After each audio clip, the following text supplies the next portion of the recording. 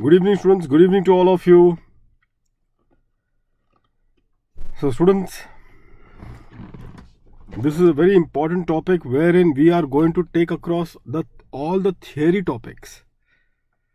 This is for the theory topics of the non-resident taxation and the transfer pricing. Many students have requested that, sir, this topic creates us worry. It makes the things quite this thing. And that is the reason why, students, we will start directly with this theory topic which are being there. Now, what are the theory topics which are there in non-resident taxation and transfer pricing, students? That you have to look into it very carefully. Sunny, Amrita, good evening. Hopefully, Sunny, all well at your end. So, students, in this context, herein, as I have told to all of you that, students, this topic is one of the most important topic. And that is the reason why the theory topics is what we will consider it first. The topics that I am going to cover right now in the theory would be, Rupika, that is what I am taking right now. So this is the overview of the model convention. That is topic number 1. Next is your the principle and the interpretation of the tax treaty of the principle and overview and the interpretation of the treaties. Then thereafter, students, there is a BEPS, Base Erosion Profit Action Plan. Mamta, good evening. Saranya, good evening. Ujjwal, good evening to all of you, students. So the topic that we are going to discuss, students, would be, I'm just listing the other topics right now because these are the topics which students have faced immense difficulty. And that is the reason why, students, these topics are being something which I'm considering it. So the topic which I'm highlighting upon, be careful, students. Again, I'm repeating this point. Overview of model convention. Ujjwal, good evening. Second is the BEPS action plan. The third one would be the principle and the interpretation of the treaty. And then there is a one which is known as Vienna Convention. The Vienna Convention which is there. Now, students, the challenge of the students is that, sir, how to revise this thing, and this becomes very difficult. It is not that way. It is, we have to split this. This part is the biggest one, the overview of the model convention. This, students, you will divide into 3 parts. The discussion, students, that you will have, you will be dividing this into 3 parts. You will say, sir, which are those 3 parts? So the 3 parts, students, which you are going to divide this particular topic would be on. In this case, the first is the definition, the applicability. This is the first slide till article number 5. This is the definition. Thereafter, the second one would be the allocation of the profit as per the model convention. And the third one would be, the 3 parts is this one. The third one is about the special provisions which are there in the UN and the Oecd Model Convention. Okay. Meenakshi, good evening. So, students, in this context, these are the 3 parts in which we are going to do. First of all, what is this UN model and OECD model convention? So, students, in a very simple word, this is a white paper. Remember, you people would have done VAT in your IP, in your inter CA. What you people have done it, students. What you would have done it, students. In this particular case, all of you have, students, done the white paper. All of you, students, have done the white paper in this regard. Now, many of the students will say, sir, what is this white paper which has been there? White paper is generally laying down the principles of how do you interpret the treaties and all. The white paper is nothing but, students, the principle on the basis of which the interpretation will be done. So the UN and OECD, they have given their respective principles as to what should be the core principle of any DTAA treaty which is entered by the 2 countries. That is what this particular white paper is all about. So let's look upon to this white paper, which is the UN model and the OECD model. These are the model on the basis of which all the DTAA has been entered between the 2 countries. Whatever are the DTAA, students, the base document on the basis of which they have entered into the treaties between the 2 countries, that base document was the UN model or the OECD model, which I am again repeating this point is nothing but a white paper. So this is not a law. This is not a treaty that we are doing it. It is a model, which is a white paper on the basis of which the treaties are being entered into. So let's look upon to this one by one. First and the foremost thing, students. So what you will say, sir, but what kind of question they will ask? Majorly, students, I feel that this can be targeted in your MCQs also. In the MCQ, students, there can be a possibility that they can target this in your MCQs. In your MCQs, students, they can ask you what, like some of the difference that this, what is the difference in the UN model and the OECD model. So my major focus would be first to make you understand what that particular article is all about. And second is what is the difference between the two. That is, in the OECD model, what we get it, and in the UN model, what is that we are going to get it. So the difference also needs to be appreciated in this regard. So let's look upon to this one by one, students.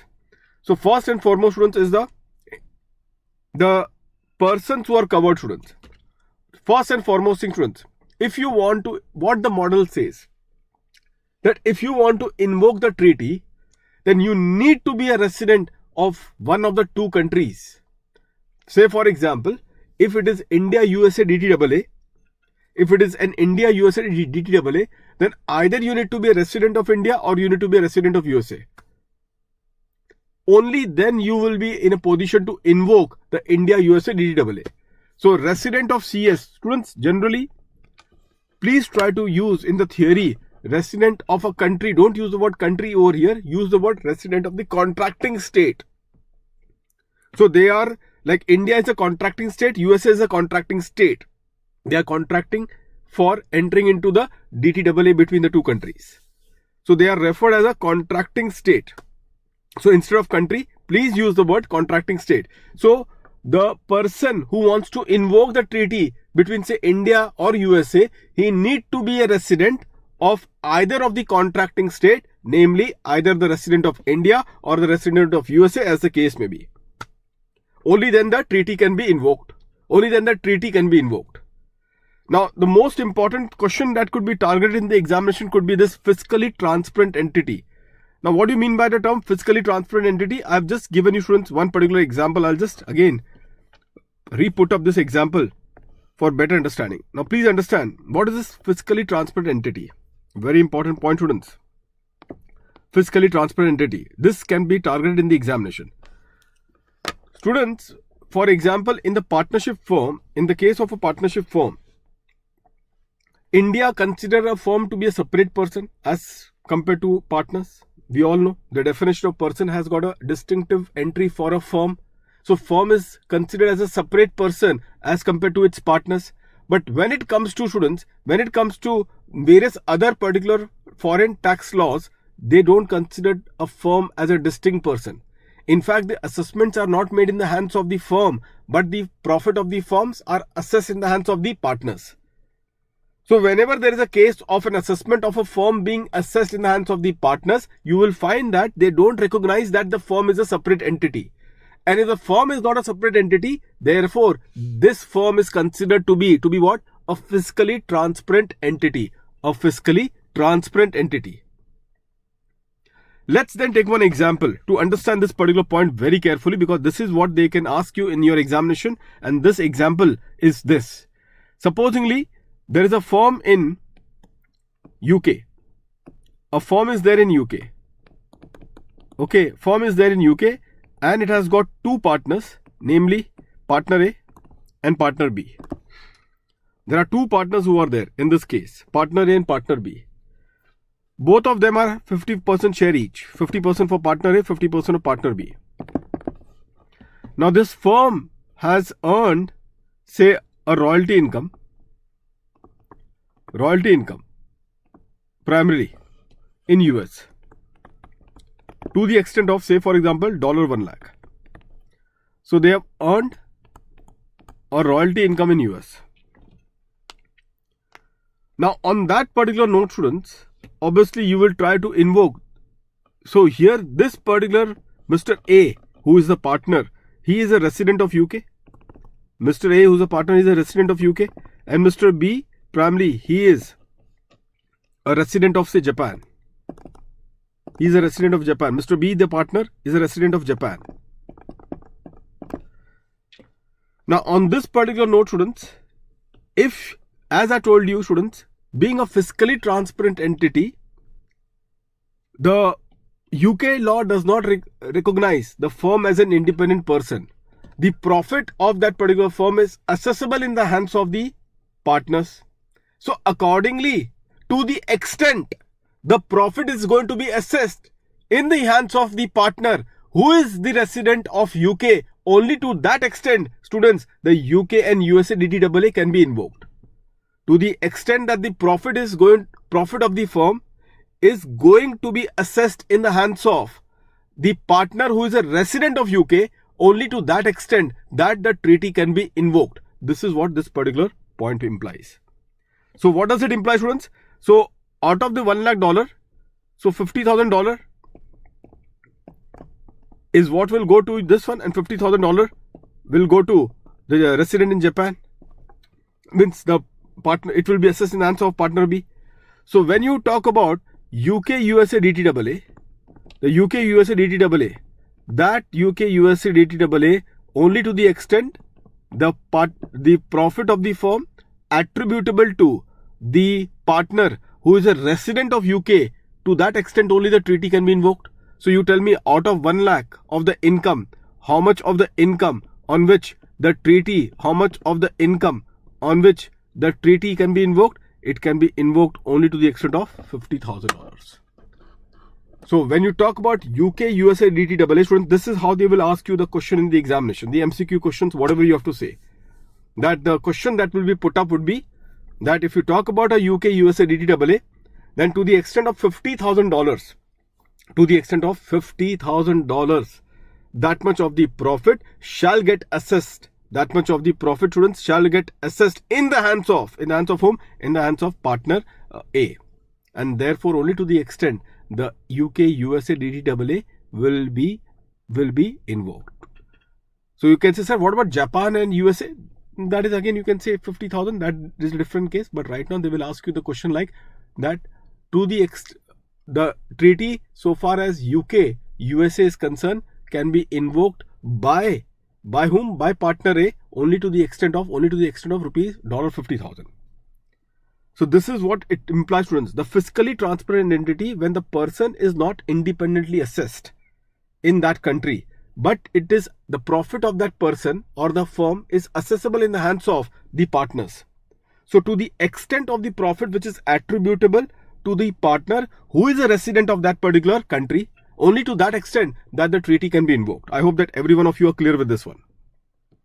So this is what is a very important question that can be targeted in the theoretical part. So that is a person cover. Now let's come to the taxes. So which are the taxes as per the treaty? What they say, which are the taxes which are going to get covered? Which are the taxes which are going to be covered under the treaty? So students, they have used the word that whatever are the taxes which are on the income, or whatever are the taxes which are on the capital. Whatever are the taxes which are on the income. Can you see that? Taxes on the income and the capital. So whatever are the taxes which are imposed on the income and whatever are the taxes which are invoked on the capital, those are the taxes on which the treaty can be invoked. My question to all of you is this, that whether, students, equalization levy, I think all of you are aware, supposingly a non-resident is paying an equalization levy under 165A, a non-resident who is paying the equalization levy under section 165A, Sunny, Amruta, a non-resident who is paying the equalization levy under section 165A, can he invoke the DTAA, say between India and USA? The non-resident is of USA, say Amazon. So on Amazon is paying equalization levy under 165A in India. So can Amazon invoke India USA DTAA for the purpose of addressing the equalization levy which is arising under the Finance Act? Can the equalization levy be subject to the treaty between the two countries? What is your take on this one, students? On equalization levy, I have asked you the question. What is your answer on this one? As far as the equalization levy is concerned, whether the treaty can that be invoked? To that the answer is no. To that the answer is no, students. And why is it so? Because equalization levy is not a tax arising on the income. Equalization levy, students, as you all are aware, is not a tax which is imposed on the income. I hope that all of you are clear with this one. So therefore, in this case, for equalization levy, you cannot refer the treaty. As simple as that. So students, in the July 2021 attempt question, beautiful question, a beautiful question was being targeted. And many students really got stumped with that question. July 2021 attempt. Are you aware of that? So there was a particular person, he was a resident of India and he was earning a salary income in US. He was earning a salary income in US. In US, students, the income tax is imposed by both the central government as well as the state government. Are you aware of that? Income tax is imposed by, because in India we have got the union list. In the union list only the income tax is charged. In that US it comes in the concurrent list. So therefore income tax is charged by the federal as well as the state. So they have used the term, 3 taxes was given in the question, and the 3 taxes was federal tax, state tax, and the third one was the social security tax. There were 3 taxes which was being referred. One is a federal tax, means the central, the state tax, which was the state government, and the third one was the social security tax. So the question that came up was, which are the taxes that will be considered for the purpose of the credit? So what are the taxes on the income? The taxes on the income was only the federal tax and the state tax, because these 2 taxes are where the taxes on the income. Whereas the social security tax, the third tax which was being mentioned in the question, was not in the nature of an income tax. And because it was not in the nature of an income tax or tax on income, therefore no credit can be given so far as the third tax was concerned. So the credit would be applicable only in the case of the 2 taxes on the income, which was the federal tax and the second one was the state tax. But the third one being, which was third one, the social security tax, not being the nature of an income tax, it was not eligible for any credit. This is what, students, the taxes covered was considered. ICI you should appreciate and you should really bow down. This is what ICI does in the examination.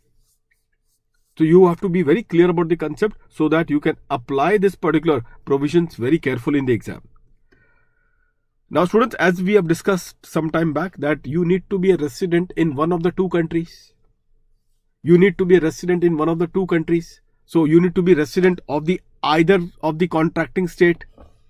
You need to be resident of either of the contracting state. Only then you will be in a position to invoke the treaty. So that is the importance of the resident. Now students, in this context, who is a resident of a contracting state? That is a definition that has been given to you. Who can be considered to be a resident of a contracting state? So, see the definition given in the OECD and the UN model. The definition says, any person who under the law of that state is liable to tax therein by reason of. Liable to tax. Remember students, liable to tax. We have used this concept of liable to tax, students, also in the determining the residential status. And that was when we were discussing section 6(1)(a). In that also their liable to tax was being referred in. So liable to tax, and that is also being explained by virtue of the Finance Act 2021. Let me ask you this question, if you can recall that discussion which we had earlier.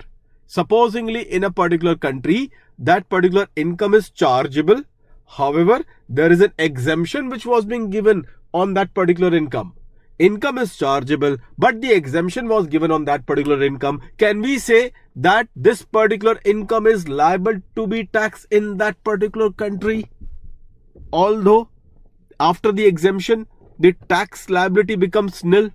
So is he liable to tax in that particular country? Because if you say, yes sir, he is liable to tax in that country, then as per the article number 4, they can consider that person to be a resident of that particular contracting state. What is your take then? Can he be considered to be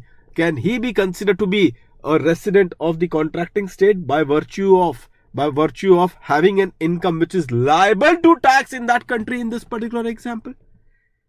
Is he liable to tax? Very good. Saranya, Sani, Mamta, Amruta. And the answer is yes, indeed.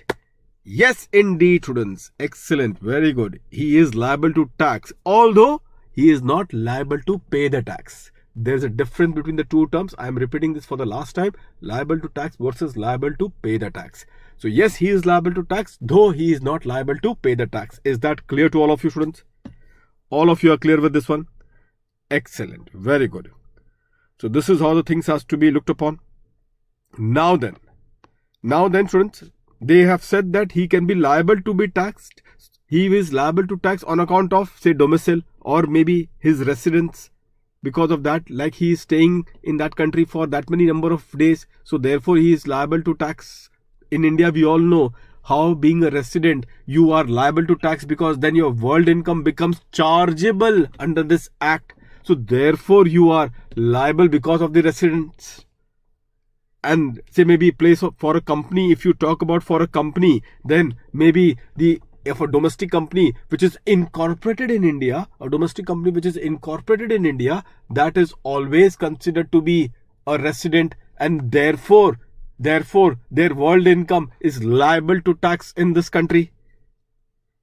Whereas if in this context, so this is how we have to consider it, isn't it? So these are so if because of these criteria, if you are liable to tax in that country, you could be considered as a resident of that contracting state. So they are just giving you the parameter as to how we will look into whether you are a resident of a particular contracting state or not. This is what the UN model and OECD model tells you, that this is the criteria to look upon as to whether you can be considered as a person who is a resident of that contracting state.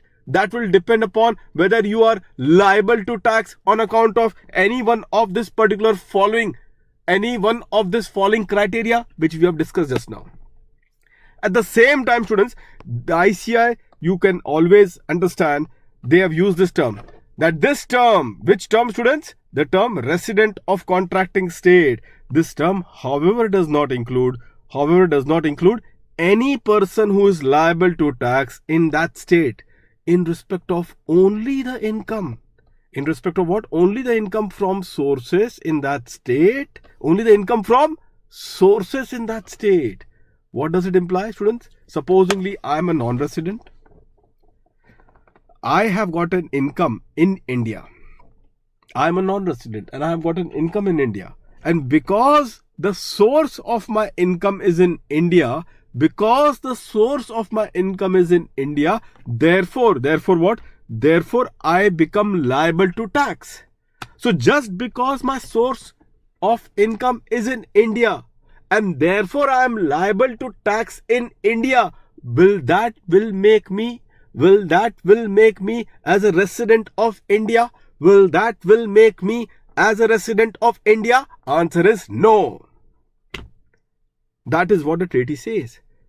So just because you have a source of income and therefore you are liable to tax in that other country, that will not make you a resident of that contracting state. So what are the criteria? So criteria is never the source of income. Please be careful. I am drafting your MCQ for your upcoming May 22 attempt, and I am already clearing what kind of question, students, you can expect in the examination. So one of the question would be that whether this would be the factors that will be considered as being a resident of the contracting state. This can be considered as a fact. Can this be considered as a factor to become a resident of the contracting state?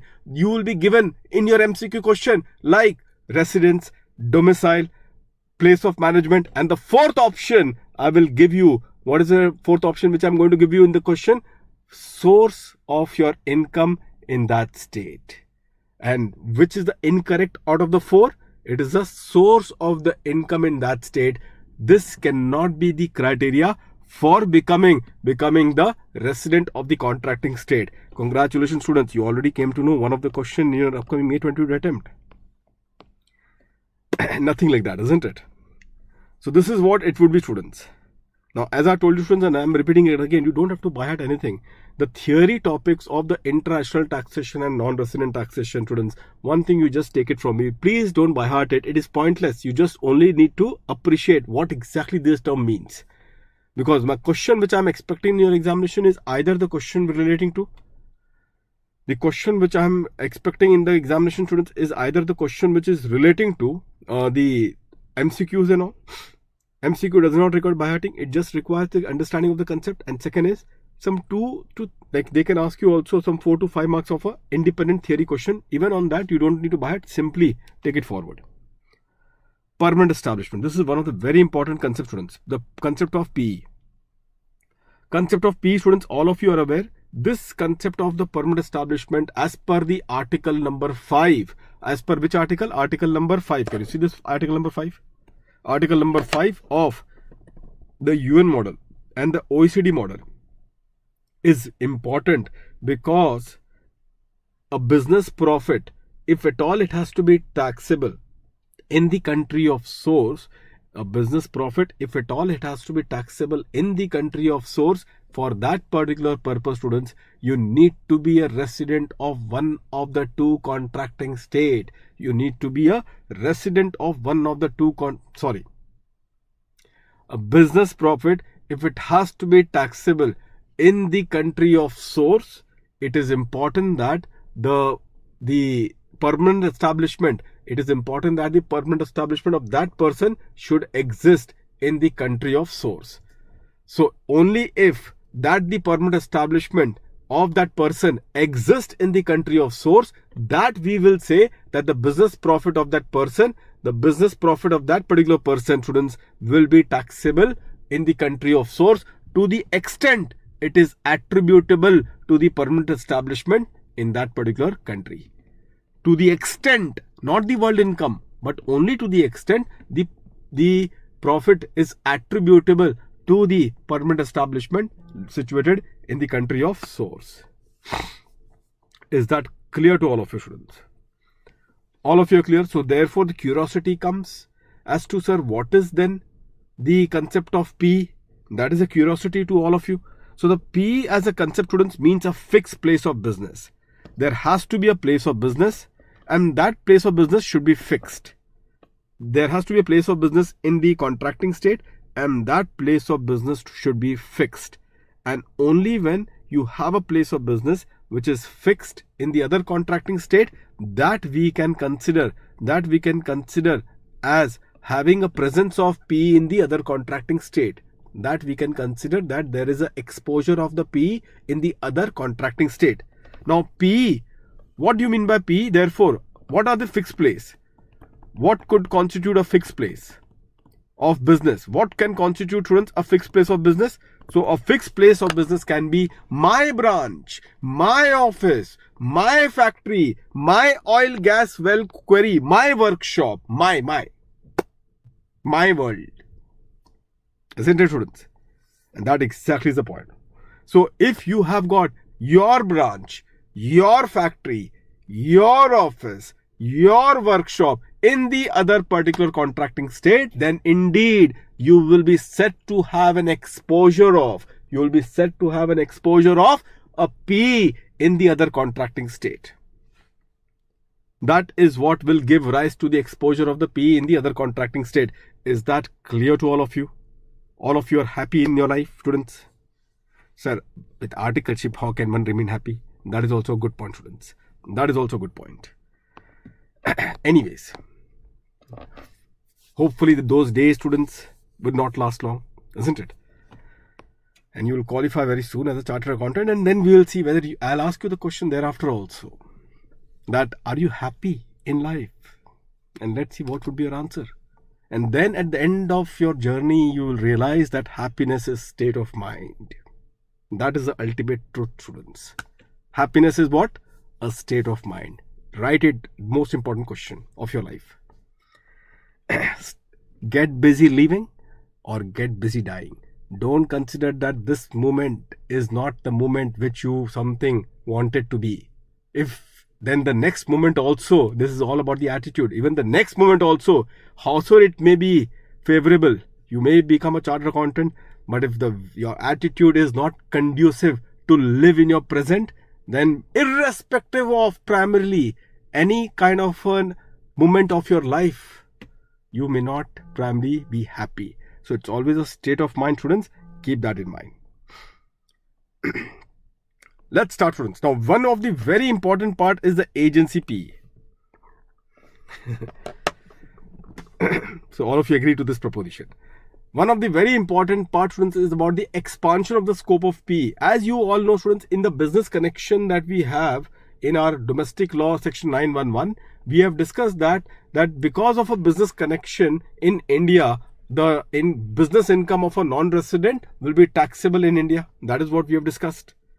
Because of the business connection in India, the business income of the non-resident will be taxable in India. This is the proposition, students, that we have discussed, isn't it? So business connection, if you know the definition that we have discussed in our earlier session, we have seen in our earlier session, students, that the business connection includes the agent who is wholly or mainly is performing any of the following activities.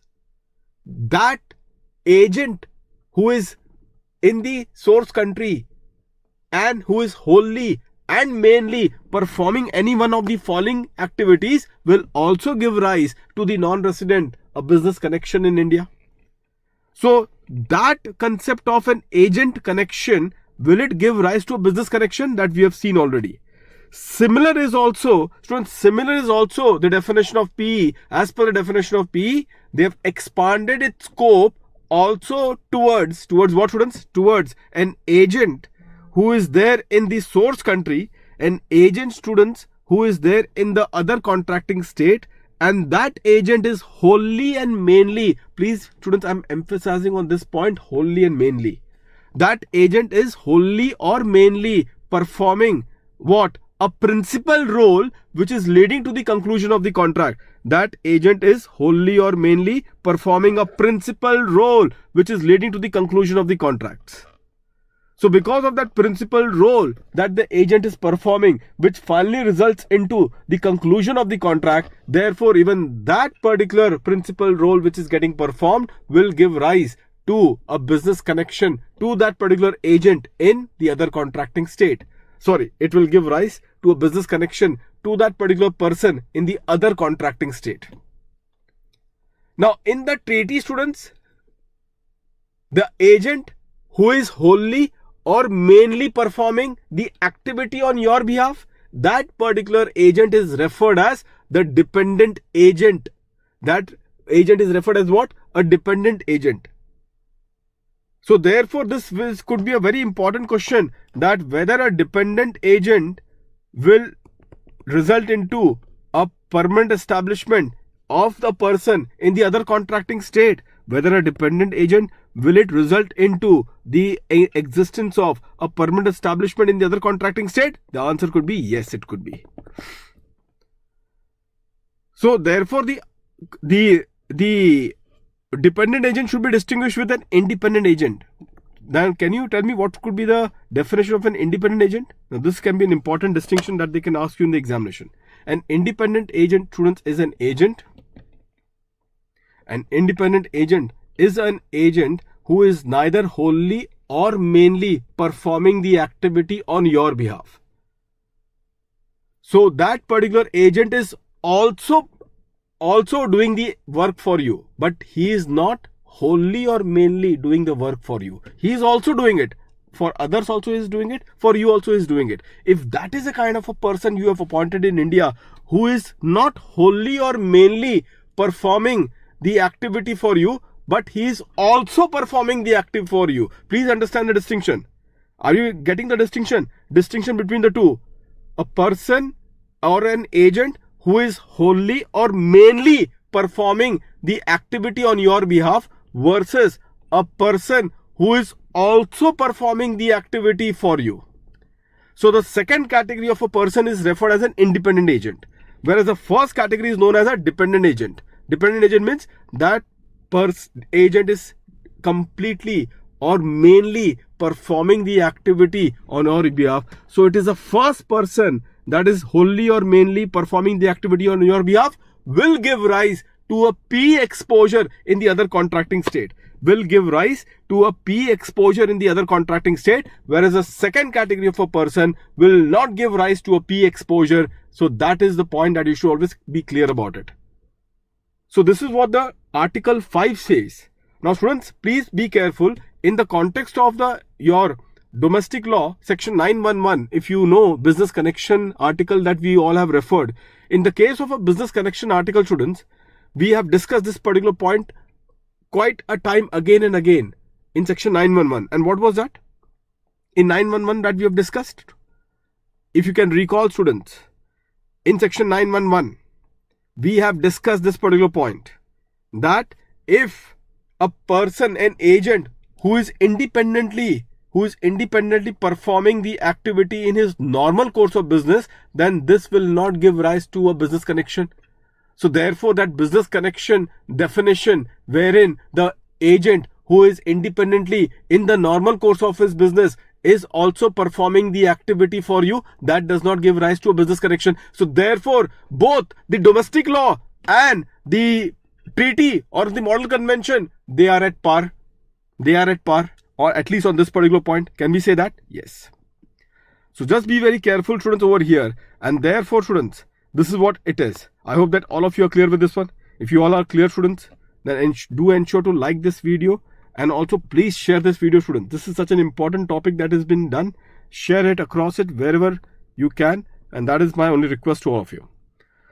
Have you all understood any query? Your part 1 is over. Part 1 of the overview of model convention is over. So you should revise this particular topic into 3 parts. Hardly, students, now you will say, sir, but when we revise it, we should not have, we actually are finding it difficult that it takes a lot of time. How much time, students, you think now it will take if you have to revise only this one part? I will say only 5 minutes. Can I say only 5 minutes? So it is only 5 minutes, students, that will take you.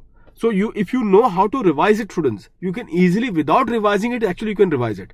So you can allocate 10 minutes and finish it off one part. But you should know what you're doing it. If you know what you're doing it, students, you can easily trade off.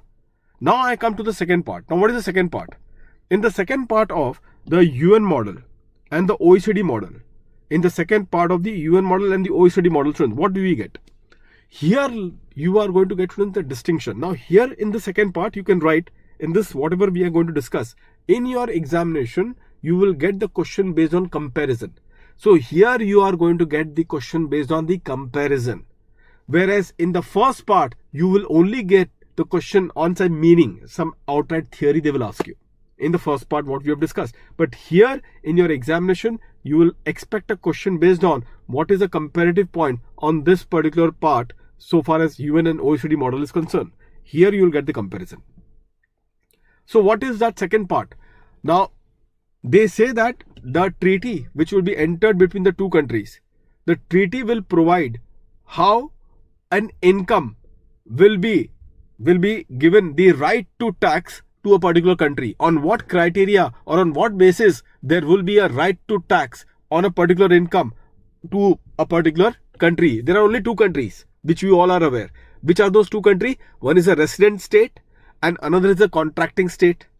Which are those 2 countries that we are talking about it? The right to the resident state to tax the income versus the right of the the right of the resident state to tax that income versus the right of the source state to tax that income. So therefore, this following particular article are highlighting upon under what circumstances the right will be available for the contracting state to tax that particular income. Which income? Starting with the first income, business profit. Which income? Starting with the first income, business profit. So how a business profit, so of a person who has earned a business profit in the other contracting state, that is in the source country, which country will have the right to tax?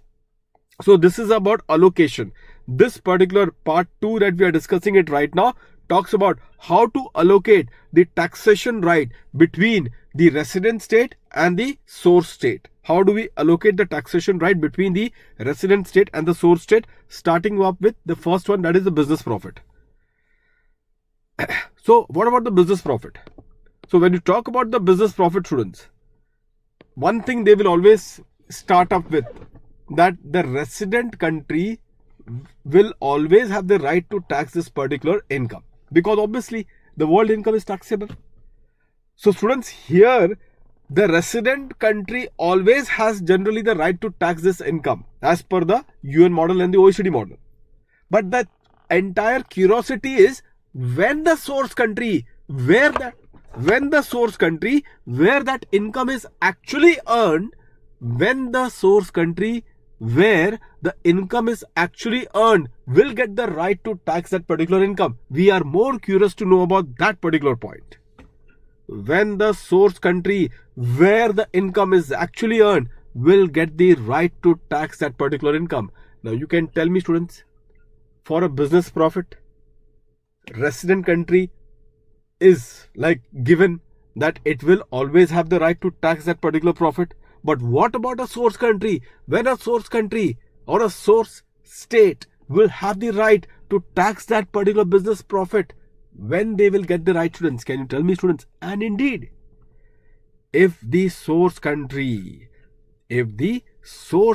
has got what? Has the permanent establishment of that particular person situated in that particular state, only then the profit which is attributable to such PE will become taxable in that source state. All of you agree to this one?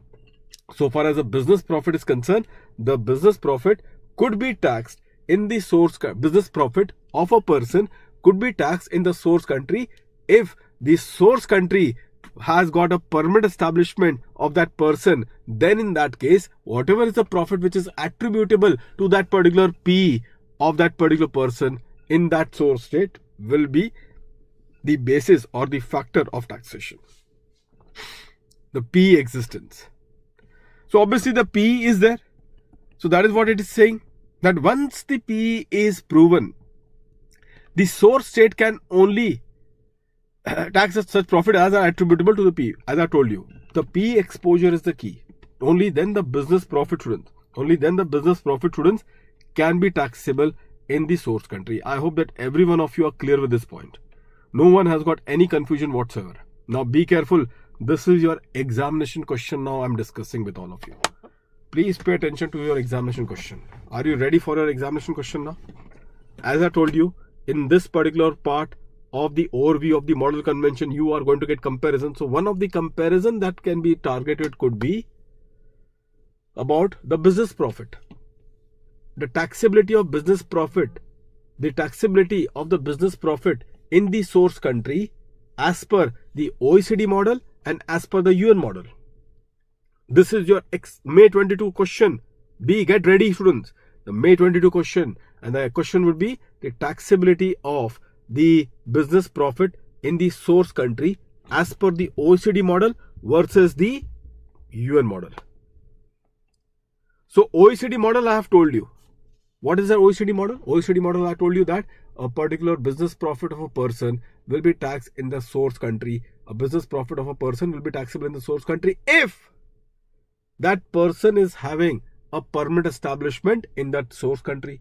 If that person is having a permanent establishment in the source country, then whatever is the profit which is attributable to that particular person in the source country, to the extent of such particular profit, the amount will become taxable.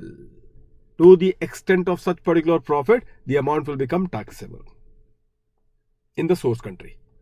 The UN model, students, the UN model also says the same thing, that if the person is having a permanent establishment in the source country, then to the extent of the profit which is attributable to that particular permanent establishment in the source country, that much of the profit will be taxable in the source country. So the source country will have the right. But here lies the most important point that distinguishes the UN model with the OECD model. UN model also introduces a new particular concept of the force of attraction rule. The force of attraction rule.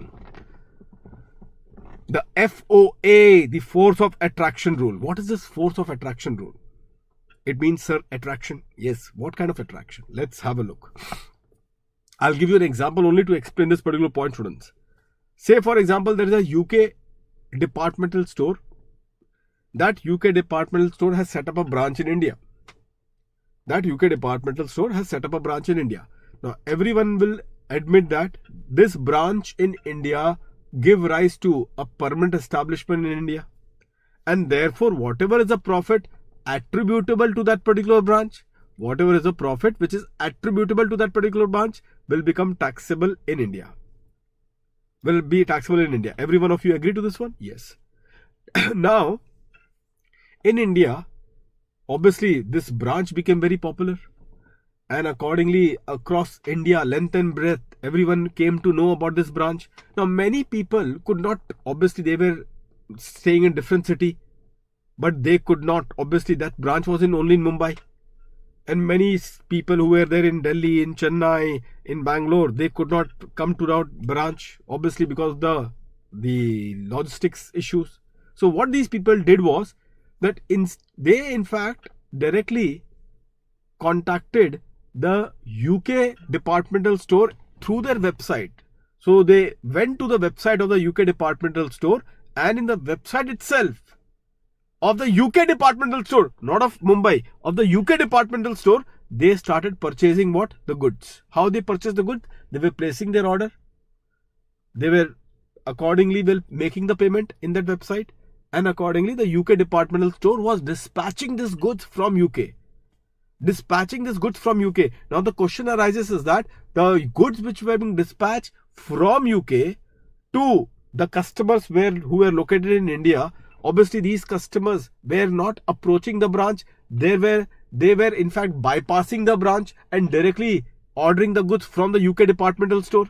Now if you see, so far as the OECD model is concerned, they will say that this profit which the UK company has earned from the buyers in India directly approaching to the UK company that is based in London, that particular profit will not be taxable in India, because only that much of the profit which is attributable to the PE, only that much would be taxable in India.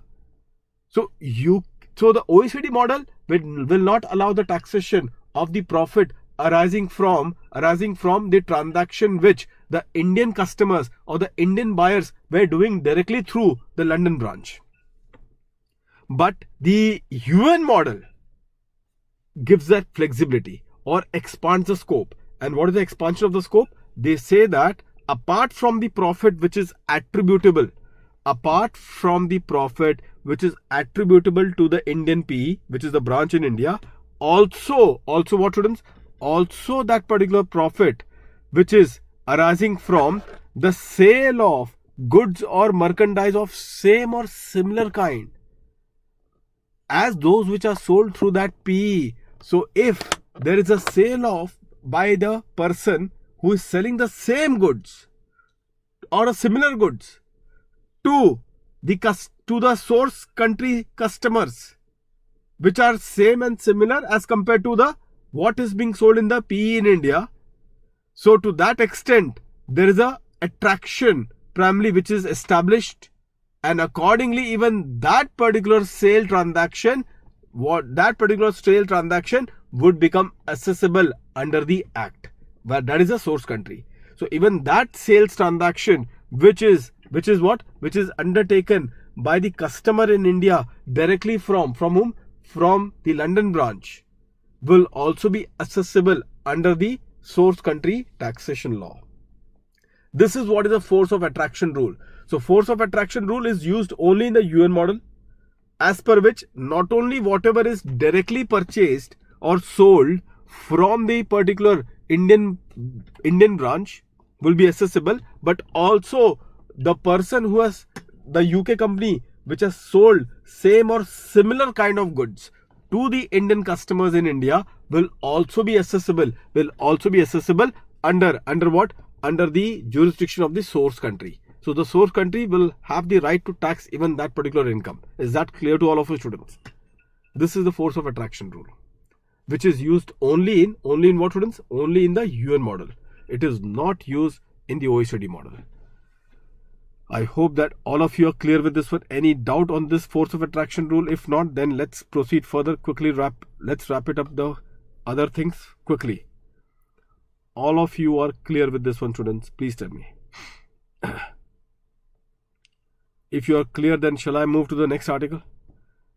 Now, students, the next articles are in respect of the passive income.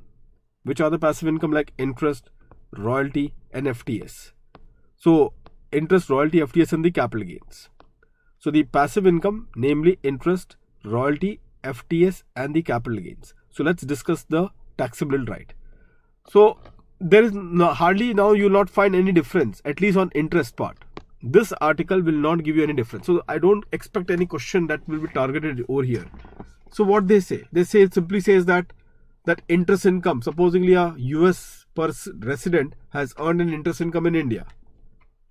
So, obviously they will say that, okay, because you are a resident of US, so the resident country will always have the right to tax that income. And in this case, they have also said that the same income may also be taxed in the country of source. Students, the same income may also be taxed in the country of source, but what they have done in all these passive income is that they have given an upper rate of tax, that the rate of tax in the country of source should not exceed a particular percentage. The rate of tax should not, in the country of source should not exceed a particular percentage. This is what they have done it. So they have given the right to tax this passive income in the country of source, but they have ensured that such income which will be taxed, which income we are discussing right now? Interest income. Such income that would be taxed in the country of source should not be taxed at a rate which is beyond this particular rate, the specified rate. Now the rate they have not given you in the model. Obviously that is left for the country to decide in the treaty as to which is the upper limit rate that could be taxed in the country of source. Which is the upper limit that could be taxed in the country of source. That is what you will get it therein. Is that clear to all of you, students? So here there is not much of this thing, and that is the reason why, students, you will find, see, this is what it is. Please understand the structure of our domestic law. If you allow me 1 minute discussion on this, the structure of your domestic law, the government, the way we are reading our Domestic Income Tax Act 1961 is based upon how the government have entered the treaties, and knowing the fact that in the treaty they provide a restriction that yes, these passive income can be taxed in the country of source, these passive income can be taxed in the country of source, but not at a rate going beyond this. And that is the reason why, students, you find that under the domestic law or the Income Tax Act, we have seen section 115A. We have seen section 115A, and you will appreciate that in 115A, we have got a list of all the passive incomes, starting with dividend, interest, royalty and FTS income. So in all that section, what all 115A does is give you the rate of tax on these income of a non-resident, which will be assessable under the Act. And also we know that this will be assessable at the gross basis, that is not on the net basis, that is without any deduction of any expenditure. So the structure of our Income Tax Act providing for the rate of tax for the non-resident in respect of such passive income, this structure, students, has been made because of the way the treaty provision provides for the taxation of these passive income in the source country. And that is precisely how we have made our structure of our taxation. Is that clear to all of you? And hence you will find that even in 115A, we have got dividend, interest, royalty and FTS getting taxed at a particular rate. And this is what it is. And hence, if you can recall, we have discussed that the rate under the Act versus the rate under the treaty, whichever is more beneficial, isn't it? That is what we used to discuss in all our case studies. Also earlier in the past, we have discussed this particular point. The rate under the Act versus the rate under the treaty, whichever is more beneficial, would be considered for the purpose of deciding as to what will be the rate of tax. This is what is your article number 11, students. This is what is your article number 11. So I don't feel that this could be targeted. Now, what is the meaning of interest income? They have told you, you can skip this. Students, you can skip this one. Now comes the most important theory question on this. The OECD model and the UN model, so far as the taxation of royalty income is concerned. How a royalty income of a person is dealt under the OECD model and under the UN model. So far as OECD model is concerned, they are very categorical to say that the royalty income will exclusively be taxable only in the country of resident. Students, one thing you should realize, that the OECD model generally are being made for the developed country. The developed country are the one who are the beneficiaries of the OECD model, whereas the UN model is for the country like us, the developing country. So what, and those like the developed country prefers to enter into the treaty based on the OECD model, whereas the developing country like India, we prefer to enter into the treaty as per what? As per the UN model, because it protects our right to tax a particular income of a person, a non-resident. So the OECD model says that if any treaty is based on the OECD model, then that treaty will give an exclusive right to tax the royalty income only to the country of resident. So country of source can do nothing. Country of source, students, in this particular case can do nothing. However, UN model, so you can see a distinction. Can you see that one? OECD model. OECD model is for developed country, and resident RS is the resident state. The resident state has the exclusive right to tax the royalty income. What about the developing country? The UN model convention. Royalty may also be taxed in the source state. So definitely, when you know in 115A we have tax royalty income. Do we tax royalty income or not? Under the Income Tax Act, yes. Of a non-resident we do tax the royalty income. So what would be our preference when we enter into the treaty? What would be our preference? That the treaty should be based on what? UN model or OECD model? Has to be the UN model. Because then in the UN model, the source country will get the right to tax this income. Because if any treaty, if we have entered because of some compulsion, we have to in fact enter that treaty as per the OECD model, then what will happen? That royalty will get exclusively taxed only in the country of resident, but not at country of source, which is India. So therefore India will have to give up that right to tax, even if under the domestic law, such royalty income is taxable, because we know that ultimately the treaty will prevail. So if the treaty will prevail, then in that particular case, any treaty which India would have entered as per the OECD model, in that case the treaty will finally prevail, in which case we have to give up our right to tax that particular royalty income as per the treaty provision. So India will never prefer OECD model, but yes, because of some compulsion we have to enter that treaty. That's a different story altogether, but otherwise all the treaties are based on the UN model. I hope that all of you are clear with this one. Now again the same thing. The UN model allows the source country to tax the royalty income, but obviously they will also tell you that the rate of tax in the source country on such royalty income should not exceed a particular threshold amount. The rate of tax in that source country should not be taxable a particular threshold amount. Is that point clear to all of you?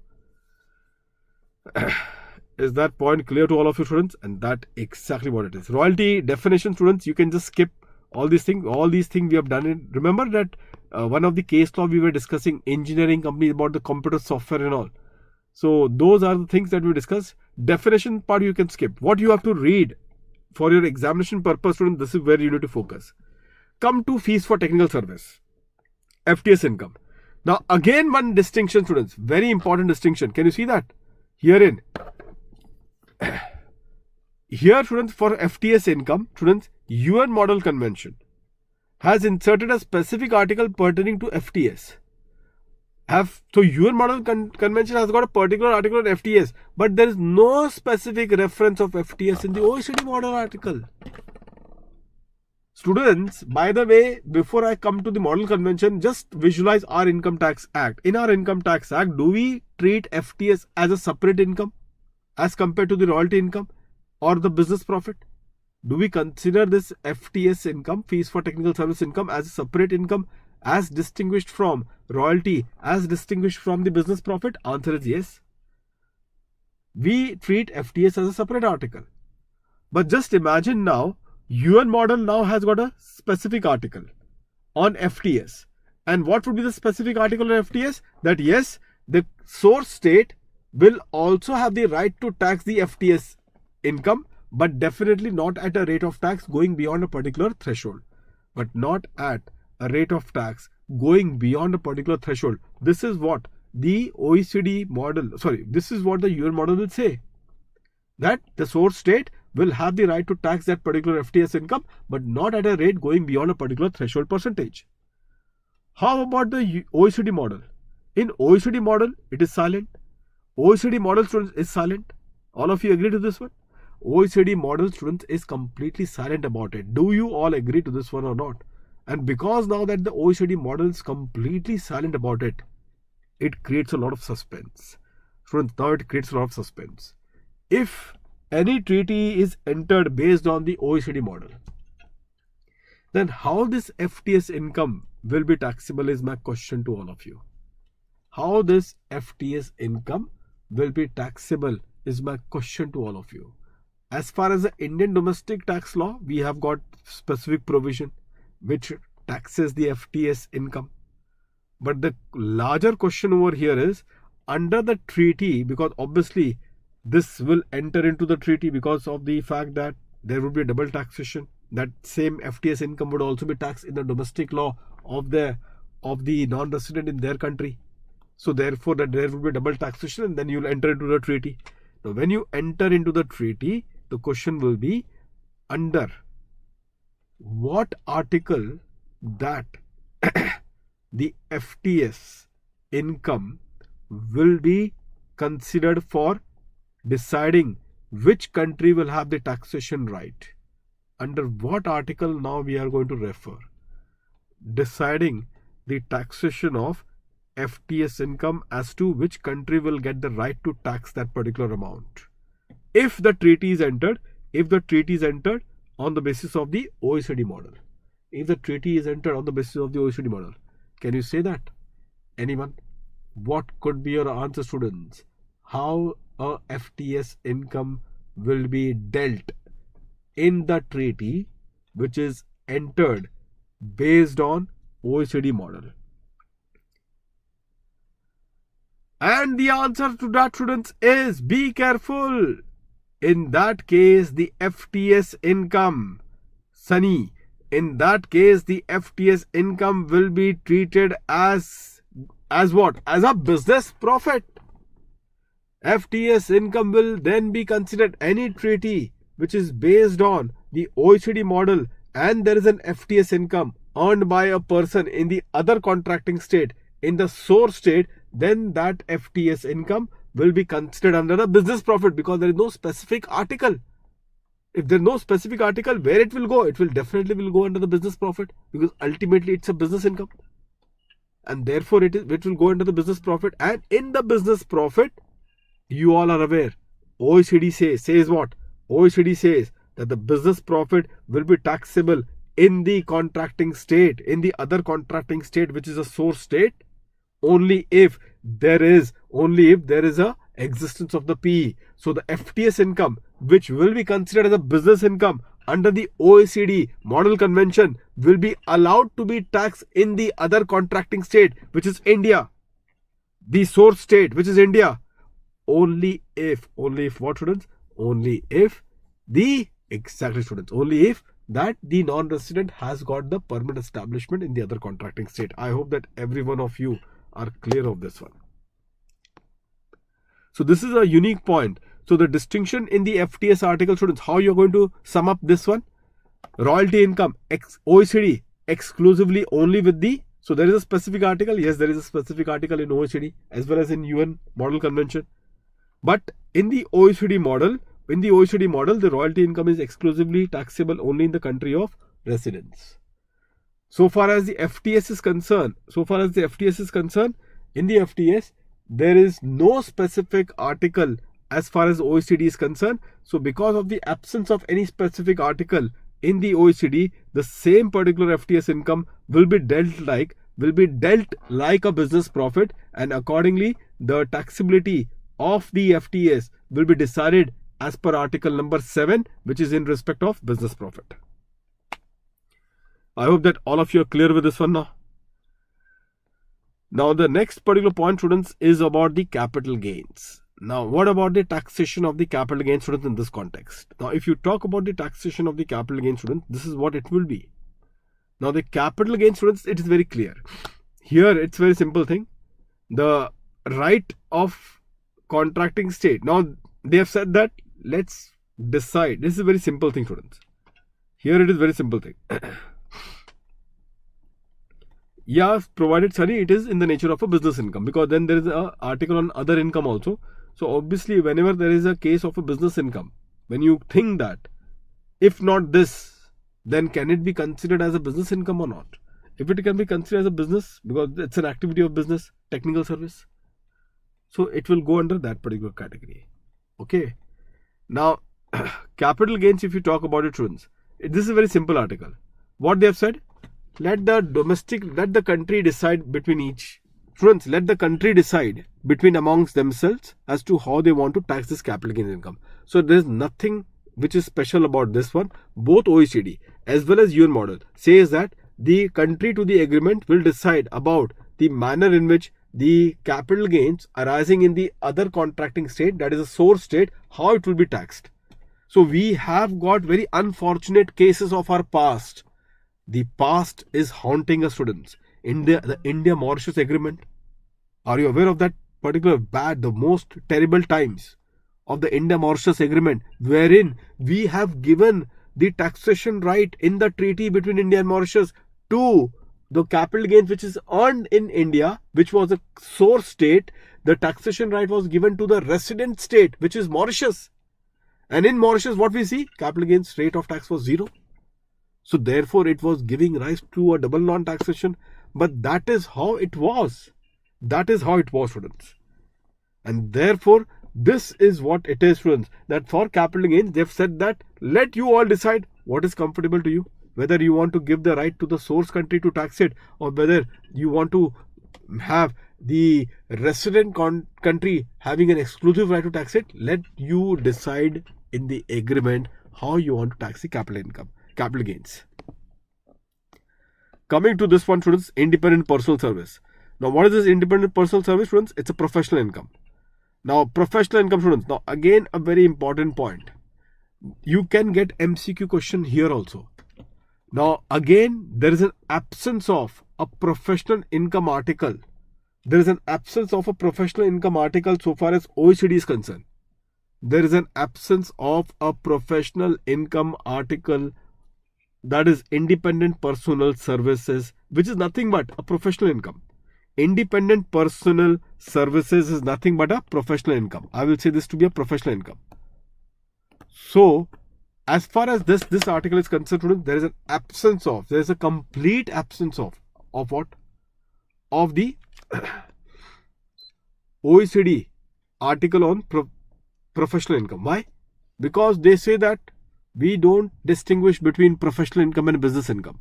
We don't distinguish between professional income and business income. So therefore, even the professional income as per the Oecd model will be dealt as per article number 7. What is article number 7? Article on business profit.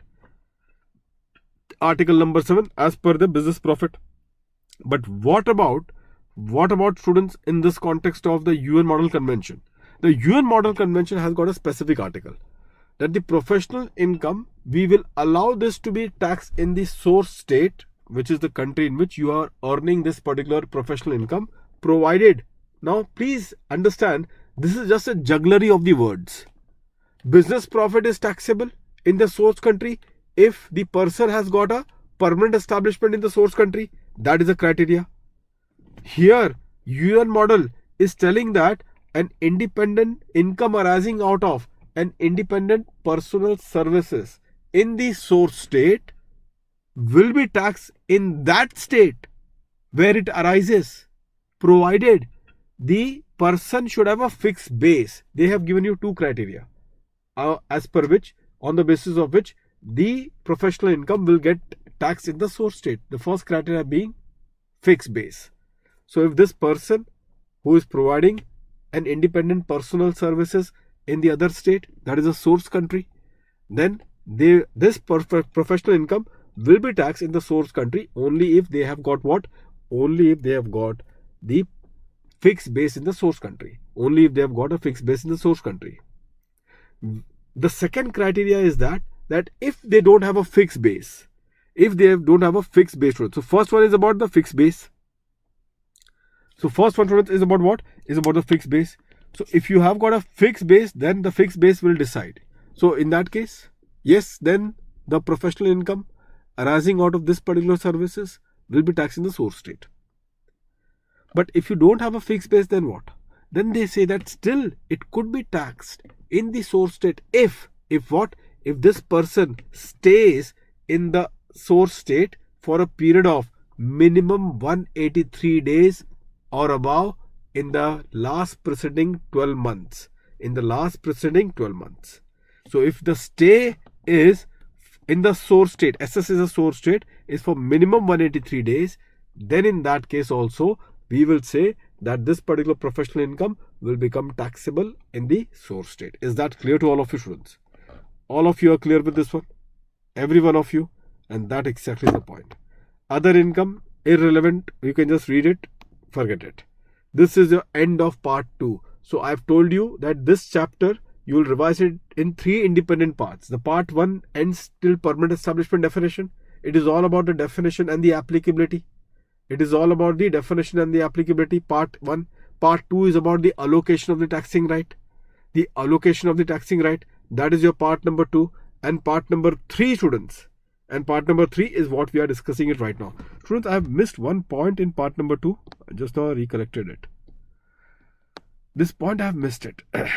In article number 4 that we are discussing, the definition of resident of contracting state, I just now told you that you need to be a resident to invoke the treaty in both the countries. You need to be a resident in both the countries to invoke the treaties, isn't it? Question is that what if you are a resident? What if you are a resident in both the country? There is a possibility that you can be considered to be a resident in both the country. Like for example, in India, based on the number of day of stay, you can be considered to be a resident of India. And at the same time, in US, you are also a resident because you are a green card holder. So therefore, they are considering you a citizen of US. So because you are a citizen of US, under their tax law, you are a resident. Whereas in India, based on the stay in India, you can be considered to be a resident. So therefore now there is a case scenario where a person can be considered as a resident of both the country. If he is considered as a resident of both the country, then the world income is going to be taxed in both the country. That is impossible. And to apply the treaty, one of the country has to be considered as a country of resident and the other country has to be considered as a country of source. If you have to apply the treaty, then one of the country has to be considered as a country of resident and the other country has to be considered as a country of source. So how do we resolve this issue? I think this point every one of you are aware that individually we will see that this is known as a tie break. When you become a resident of both the country, such situation is also referred to be a tie break. Now, when this tie break happens for an individual, then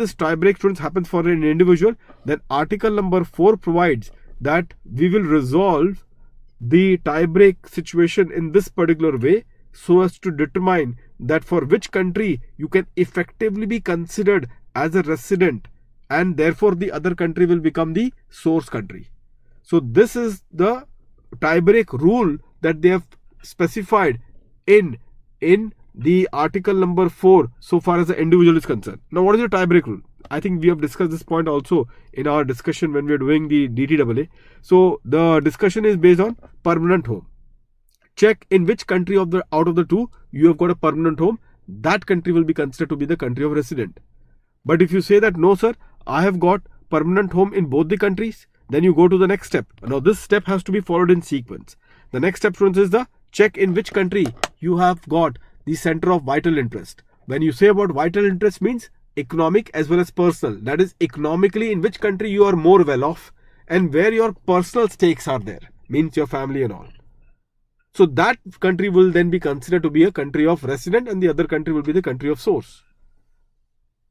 Generally, students, 90% of the cases gets resolved by point number 2, if not point number 1. So by coming up to point number 2, the 90% of the cases will get resolved over here itself. That is the center of vital interest. But if you say that, no sir, in both the countries the stakes are equal. If you say that, students, in both the country the stakes are equal, economically I'm well off in both the country, I've got half family here, half family there.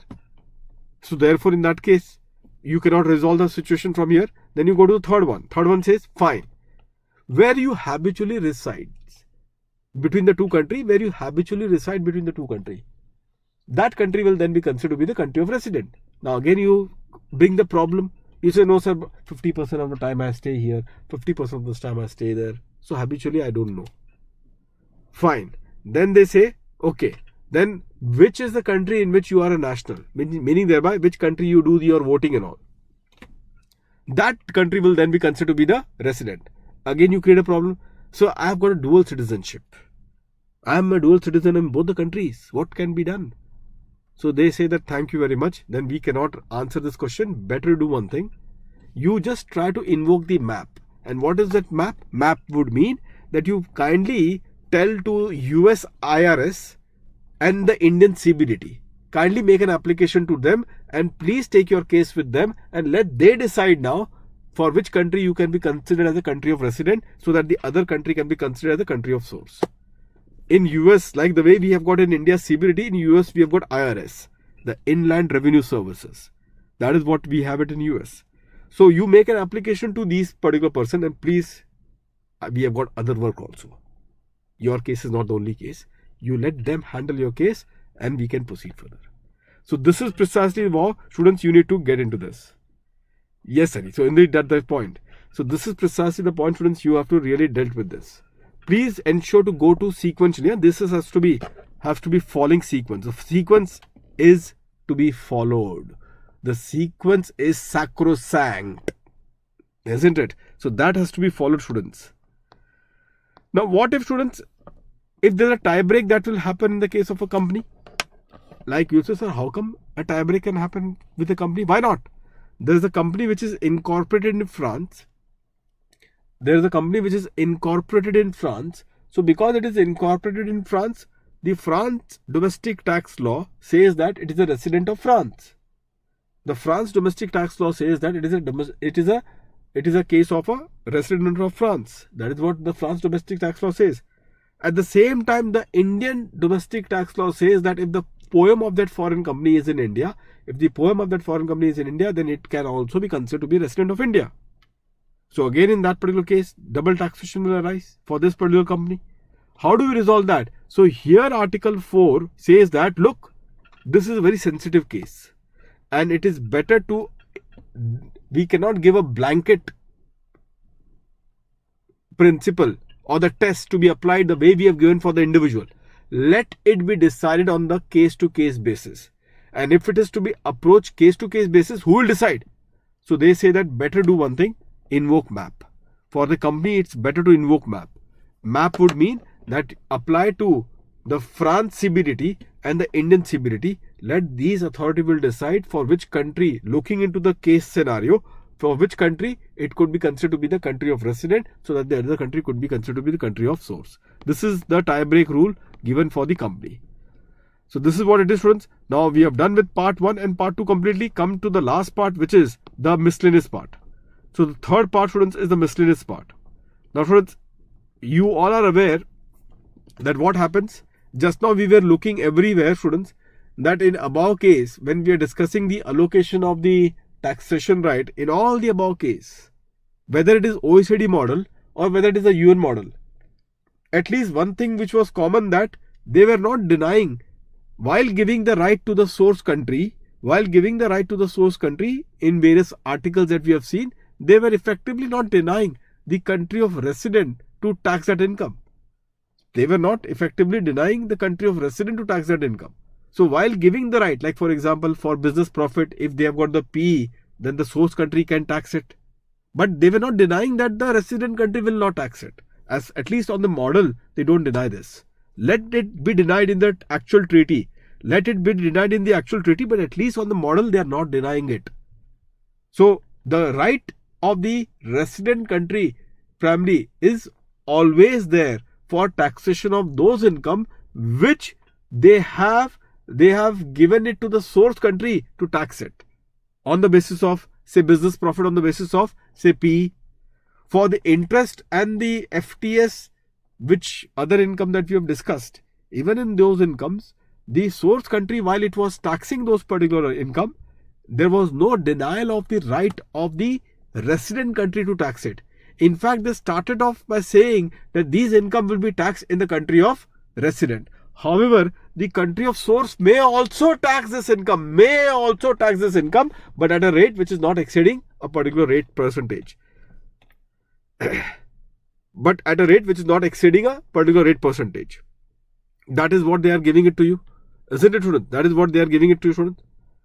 So, students, in this context, if you say that the resident country is taxing this amount, source country is also taxing this amount, then one start wondering, sir, resident country taxes this income, source country is also taxing this income. Then in that case, it's double taxation. How do we resolve this then? So they have told you that fine, let the resident country grants the relief to its resident of the double taxation which is arising based on two methods. So therefore the resident country will grant what, students? Will grant the relief to its resident based on one of the two methods. And the one of the two methods are, first one is the exemption method. Now what is this exemption method? As per the exemption method, that income which is taxed in the source country will not form part of the total income, in computing the total income of the person in the resident country. So that is the exemption method. Exemption method is very simple, that fine, while I am computing my total income in that country in which I am resident, that particular income which I have earned in the source country, for which the treaty grants the right to tax in the source country, that particular income will not form part of my total income in that computation process. That is an exemption method. Whereas the second method that they are talking about it is a tax credit method. So the model, UN model and OECD model provides you two methods, that you can either go with the exemption method to grant the relief against the double taxation, or you can go with the credit method. India never follows the exemption method. We always follow the credit method. And we all are aware. We have seen that thing, discussion, foreign tax credit and all this thing. And as per the credit method, what happens? If India is a country of resident for a person, if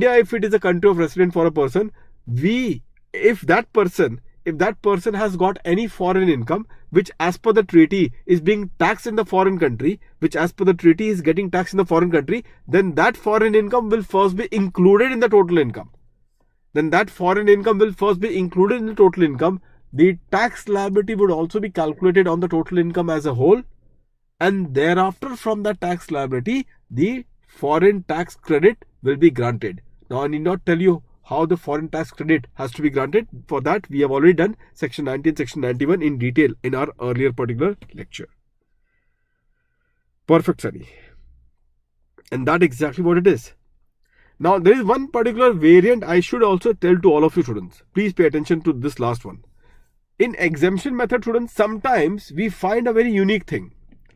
What is this exemption method? Exemption method will say that this foreign income will be taxed in the foreign country only, and as far as the resident country is concerned, because exemption method is what has been followed, therefore this particular foreign income will not form part of the total income in the country of resident.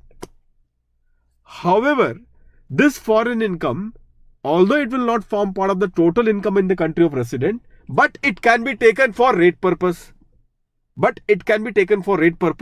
If this is how the treaties are entered, that you have to follow the exemption method so far as this particular income is concerned.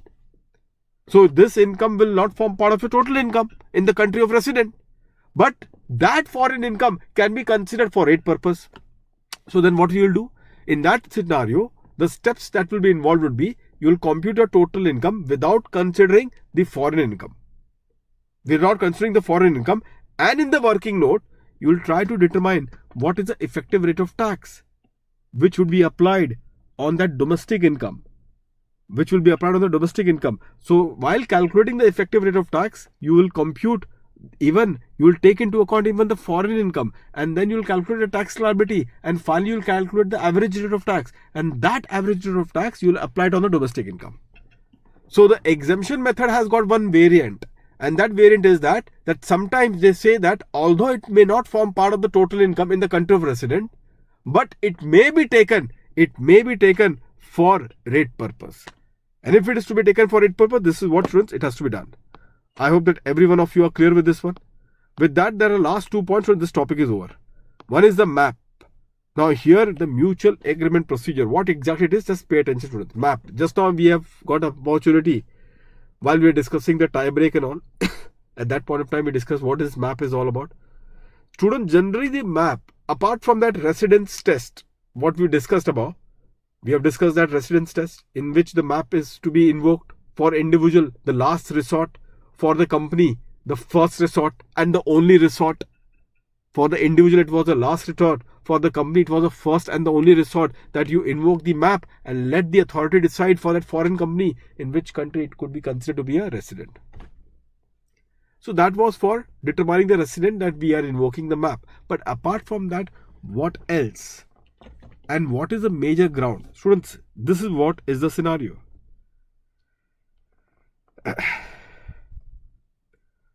Students, here what happens is that, consider an example. I am a US resident and I have got an income earned in India. So my source country is in India, my resident country is in US.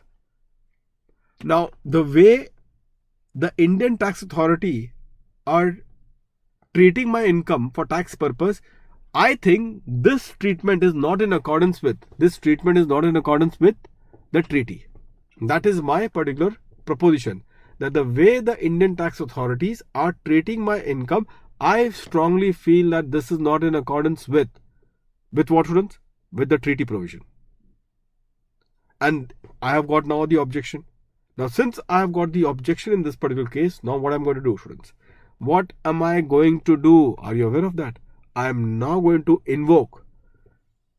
Students. Please tell me. I am now going to invoke the MAP. Now, how this MAP will get invoked, I'll tell you. The approach in OECD and the approach in UN model. By the way, students, tomorrow, are you aware of that? Tomorrow our session timing. Are you aware of our session timing? 11:30. 11:30 is our session time, students. And tomorrow I'm going to do with you the trust taxation revision. Are you ready for that, students? Are you ready for that? So the trust taxation revision will be done tomorrow. Obviously, we will not be in a position to complete it, but definitely a substantial portion will be in a position to discuss it tomorrow. And then next Saturday, trust will be over and the next TDS TCS will get started. Are you excited, students, on the revision part? Only your excitement will decide the further course of action. So how this particular map, students, gets invoked based on the OECD and based on the UN model. Sunny, Ujjwal, Amrita. Based on the OECD model and based on the UN model. Mamta. So in this context, students, the OECD model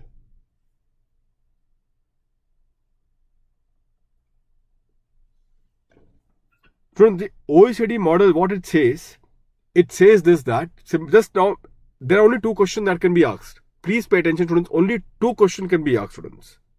The 2 questions are, number 1, first question is this, that the OECD model says that the taxpayer can make an application. So I am a US person. resident of US, I can make an application either to the US tax authority, or I can make an application either to the Indian tax authority, as the case may be. As the case may be. So I can make an application to the US tax authority, or I can make an application to the Indian tax authority, as the case may be. Okay, this is very unique, because your model does not say that. Your model says that who you are a US resident, so please come to the map through US. Means you will make an application of map to your US IRS, and let the US IRS approach to the CBDT that there is a problem which is going on in your country. Your income tax authority are taking a position which is not in accordance with the treaty. So your model is bit conservative. Your model, students, is bit conservative here. Your model says that no, you are a resident of which country? You are a resident of US? You'll say yes, I am a resident of US. So do one thing. If you are a resident of US, please approach to US IRS, and let IRS will make a cross application to the Indian CBDT, and they will decide.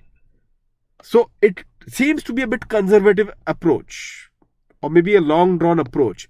But OECD model convention is very, you can say, dynamic. It says what? Okay, you have a problem. Catch the bull by its horn. Catch the bull by its horn. Problem with whom? Indian tax authority? Yes. Do one thing. Make an application. Make an application to the CBDT.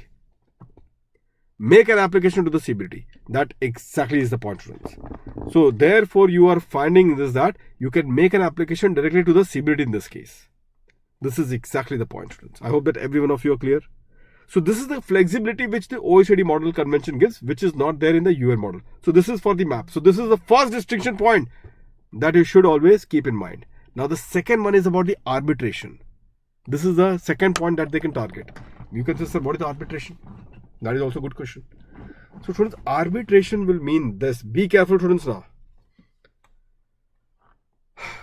Arbitration, students, will mean this.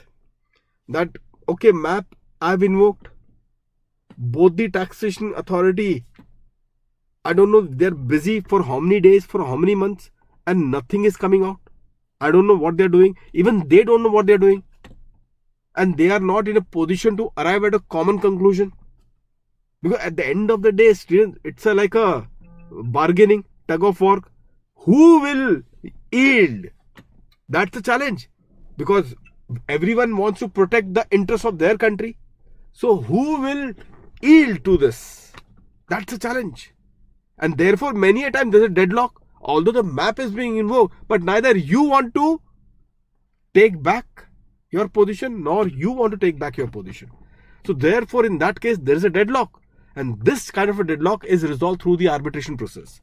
And what is the arbitration process? We'll say that there is a judge who can be appointed, and let you both, you are known, the CBDT. So in the CBDT and the IRS, in my example which I'm using, are known as CAs. CAs means what? Chartered accountant? Not chartered accountant. They are known as competent authorities. So there are competent authorities. Competent authority of CAs. Competent authority of CS. Who is CS? Company secretary. CAs of CS. Chartered accountant of company secretary. Isn't it? After doing so many studies and all, on the day of the examination, the bigger risk is this actually. What I fear a lot is this. At the end of the day, you are so near to ATU deduction that you yourself don't know what you need to write. So near to that ATU. And therefore, the CAs will, the chartered accountants of the company secretaries, will then go for the map. And this is the kind of the answer, students, that you're going to put up. So therefore, you have to be very careful. The CAs in this case is the competent authorities of the contracting state, not the chartered accountants of the company secretary. A new phrase that you are revolving. So therefore, in that particular context, it is the competent authorities of the contracting state. Which contracting authority, students? The contracting authorities are the CBDT and the IRS. Did you all got this one? All of you students. So arbitration, students, is this. This is what the arbitration is all about. That is to say that you are then trying to say that now it is enough. I am also getting a headache. let's get into the arbitration process. Now, OECD Model Convention says this, students. Please be confirmed. This is second distinction. The first distinction I told you, that OECD can take you are a US person, but you can make a map application directly to the Indian CBDT. Whereas in the case of UN, no, you have to apply the map only to that country in which you are a resident. So let your country tax authority approach to the other country's tax authority. That is the approach which the UN model says. The second and the most important distinction in the map is that the arbitration process can be initiated by whom? By me. I am the one who can initiate the arbitration process. Because as I told you, I am getting frustrated. And therefore, I am the one who can initiate the arbitration process. Whereas in the case of UN Model Convention, if you see, the arbitration process, students, can you see that? Must be requested by the competent authority. They are getting frustrated. In the UN model, they should get frustrated.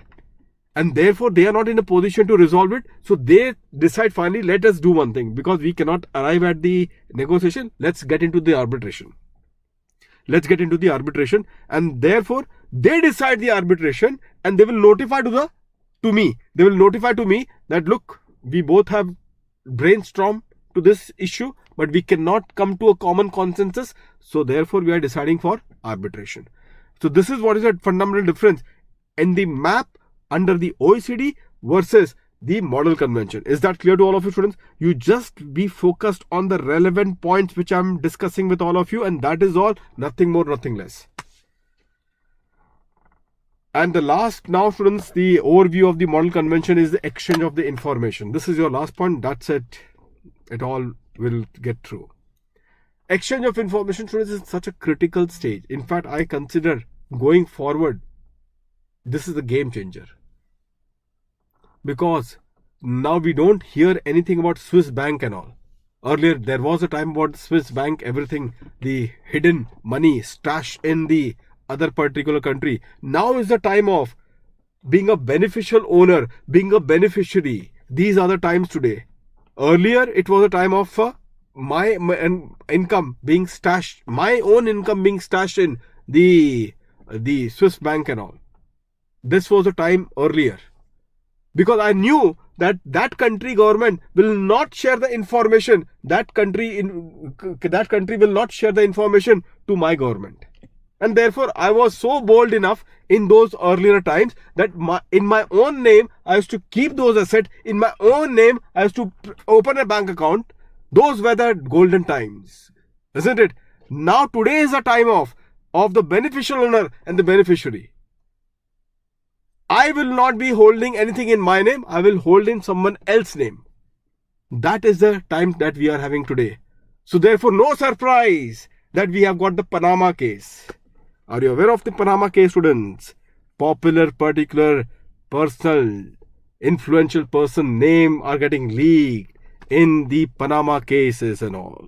Isn't it? What exactly it is? This is the same thing, beneficial ownership or the beneficiaries. Anyway, that how this transformation has happened? How the transformation has happened?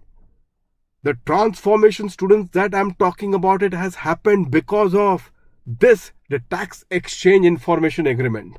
Now, your asset, your bank account in the foreign country, the government will tell to your government. This is a game changer. And see how now the new ways of beneficial owner and the beneficiary has came in existence. Did you all got this one? And if you have got hold with this one, students, do like this video also. This is how we have changed this entire time now. So accordingly, students, in this particular case, the situation is like this. If a particular person, students, is having their asset, their bank account in the foreign country, then automatically that foreign country will be exchanging the information to our particular government. And it is a vice versa process. Even our government automatically have to share the information to the government whose resident are having some financial interest in our country. It's a vice versa process. And therefore, people today time fear to have your asset, your bank account in the foreign country unless it is earned out of the tax paid income. Now, what would be the examination question as far as tax exchange information is concerned? The examination question is this. The examination question, students, is this. OECD and the UN Model Convention. What is the examination question, students? Please pay attention to this one. Students, these are the confidential information.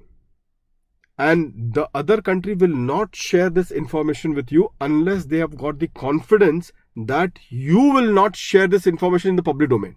Because these are the confidential information. Remember, students, I remember those parliamentary discussion I was hearing to the late Finance Minister Arun Jaitley in the floor of the parliament. Now the government knows it. Who are the person who has got the black money in the Swiss bank? They know each and every detail about it. And there was like a political hue and cry. What was political hue and cry that was being made? That why don't you tell the names of those person? Now, see, this is what it is. Like common man or the average man don't know about these international protocols. You cannot say the name. That is what it is. Because they have given this information with the bona fide intention that you will not be sharing this information to anyone. And therefore, now the pressure was being built up, of course, in this case, that please disclose the name. You are protecting some particular big people and all, who your accomplice and all those stuff. All these things are there. But please understand, no government primarily can disclose the information in the public domain. This is what we are reading right now. So if you got the information, you're privy to that information, but you cannot disclose this information to anyone. Because the information was being shared with this particular bona fide trust. Secondly, students, any information which is relating to the conversation or any kind of the communication that has happened between the lawyers and the client abroad, like Vijay Mallya's lawyer, and obviously Vijay Mallya would tell the truth at least to his lawyer. He will tell the truth at least to his lawyer, and accordingly the lawyer will prepare the case to defend him in this particular court. So can India ask, no, I want to know what is that conversation, because that is what is the ultimate truth. If supposingly tomorrow, if this happens, then even tomorrow to tell to my lawyer my truth, I will not be in a position to do that. Isn't it? So this is something, any conversation between the attorney and the client, that communication will not be shared. That is very clear if it is prohibited in the domestic law. If it is prohibited in the domestic law, is that clear to all of you, students?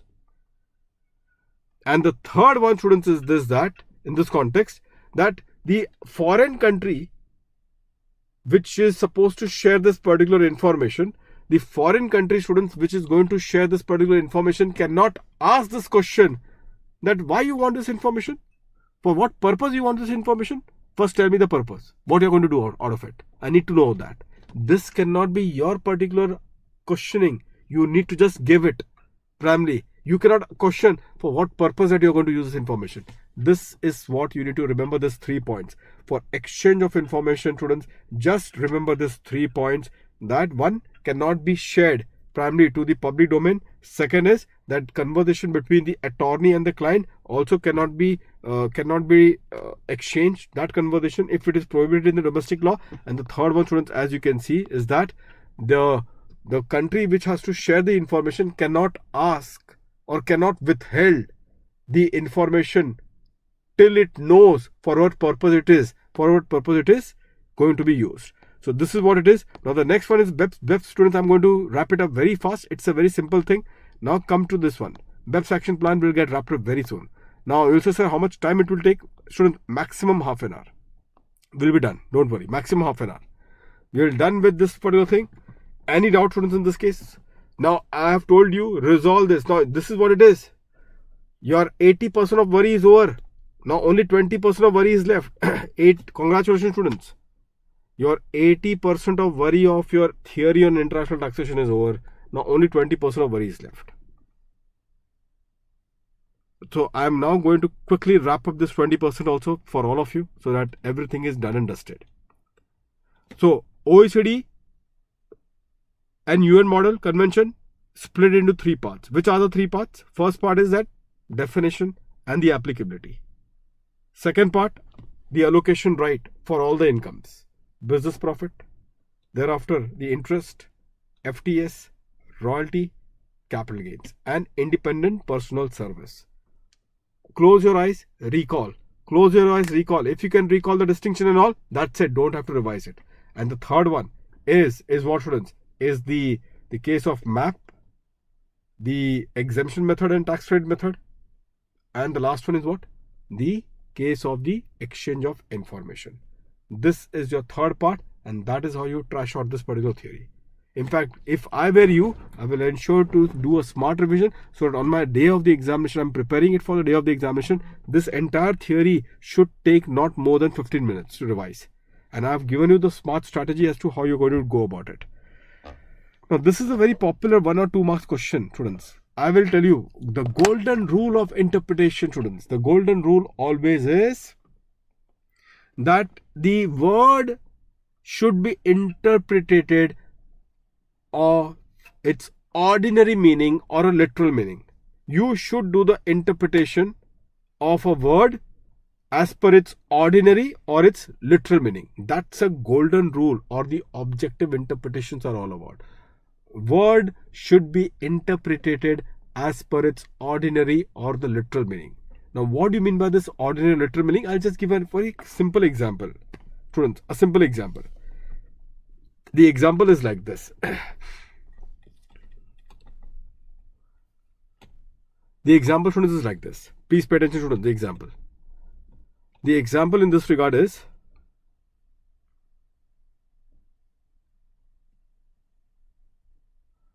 in the transfer pricing, you are told that, please pay attention to this one. In the transfer pricing, you are being told that the associated enterprise has earned 60% of gross profit margin on the transaction which it has entered with the non-resident associated enterprise. How much margin? They have earned 60% of the gross profit margin in the transaction that it has entered in. Entered with whom? Entered with the non-resident A. Question therefore to all of you is this, that if they have told you that this is a case of a transaction wherein the Indian associated enterprise has sold the goods to the non-resident associated enterprise, and in that particular transaction they have earned a 60% of the gross profit margin. Question therefore to all of you is this, that this 60% of the gross profit margin will be considered as what? Shall it be considered as a margin on sales or a margin on cost? What should I consider this as? Now, this is what the interpretation is all about. What should I interpret this margin as? They are saying that 60% is a gross profit margin earned in this particular transaction. So this gross profit margin which I have earned, should it be considered as a margin on profit, or should it be considered as a margin on sales, or should it be considered as a margin on cost? Which would be the correct interpretation? Amruta, Sunny. And that is the ordinary meaning. That is the ordinary meaning. The ordinary meaning is what? It is ordinary meaning or literal meaning is that margin is always vis-a-vis the sales. This is how the ordinary it has to be understood. Isn't it? So that exactly is the point. And this is what it is, students. Now the subjective interpretation, students. What is subjective interpretation? The common intention of the parties while entering into the transaction. This is what was the common intention of the parties while entering into the transaction. That is what also could be considered. That is what also can be considered. Now, please be very careful over here. When you talk about the common intention of the parties, what does it imply? It will imply, students, this. Be careful now, all of you. It will imply this. Like, for example, you remember in this case, how do I derive the common intention? Generally through the speeches. Generally through the speech, I understand what is their intention. Like, for example, when the government, when the prime minister or any of the government, they go to the other country. So they go along with their ministers. And you see a lot of like documents are being exchanged and handshakes are there, and then the speeches are being made, isn't it? That speech is very critical, because that speech tells you what is the intention for entering into these kind of an agreements. So that is what can be considered for the purpose of the interpretation of the treaties. So this is known as a subjective interpretation, which is going by the intention of the two parties to this particular treaty. What was the intention behind that? For that purpose, we can refer to their speeches so as to know the intention. The theological or the purposive interpretation. Now this is through the preamble. Student, this you will come to know. The aim and the objective of any law or a treaty, you will come to know through the preamble. So this you will come to know through the preamble. The theological or the purposive interpretation, students, through the preamble. See the preamble of the law, you will come to know what is the aim and the object of the law. Like for example, FEMA. So check the preamble of the FEMA, you will come to know what is the aim and the object of this particular law. Is that clear to all of you, students? Thereafter, students, principle of contemporaneous expositio. Can you see that, students? Principle of contemporaneous expositio. This is the last one over here. Now, as per the principle of contemporaneous expositio, what it says is that the word which was understood at the time when the treaty was concluded, the word as it was understood at the time when the treaty was concluded, that should be the meaning that should be accorded or should be considered while doing the interpretation of the treaty. So what was this word that was being understood at the time when the treaty was entered? That is the meaning that should be given at the time of interpretation of the treaty. This is what is the principle of contemporaneous expositio, or may I say the static approach. This is also a very static approach. Static means still. This is distinguished with the ambulatory approach. Ambulance approach, not ambulance approach, ambulatory approach. What is this ambulatory approach? Ambulatory approach, students, is that at the time of application of the treaty, at the time of the application of the treaty, what is the meaning of that particular term? So obviously, as the time will change, students, so will be the meaning. So therefore, as per the ambulatory approach, it says that the meaning of the word at the time of the application of the treaty should be considered while doing the interpretation. The meaning at the time of application. This is the ambulatory approach. And what about the contemporaneous expositio or the static approach? What it says? It says the meaning at the time of conclusion of the treaty. So you can write, students, meaning at the time of conclusion of the treaty versus meaning at the time of the application of the treaty.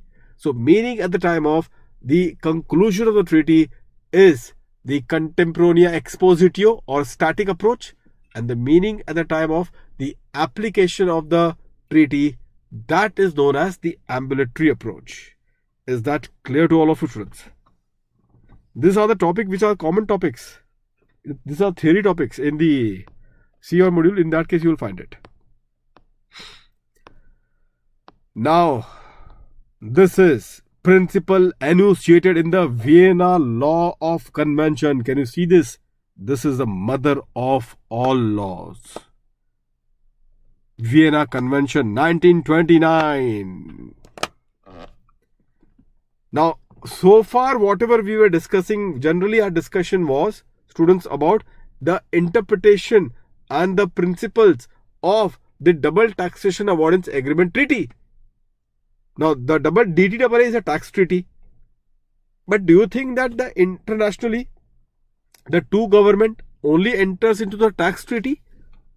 Internationally, the two governments are entering only to the tax treaty? Or there are other treaties also? Many treaties are there. Many treaties are entered by the government of each country. And these are different treaties: water treaty, tourism treaty, defense treaty, this treaty, that treaty, and treaty after treaty. So what should be the principle of all the treaties which the government of the two country enters into it? That principle, students, is given by the Vienna Convention of the Law of Treaties. The Vienna Convention of the Law of Treaties. So that is the Bible.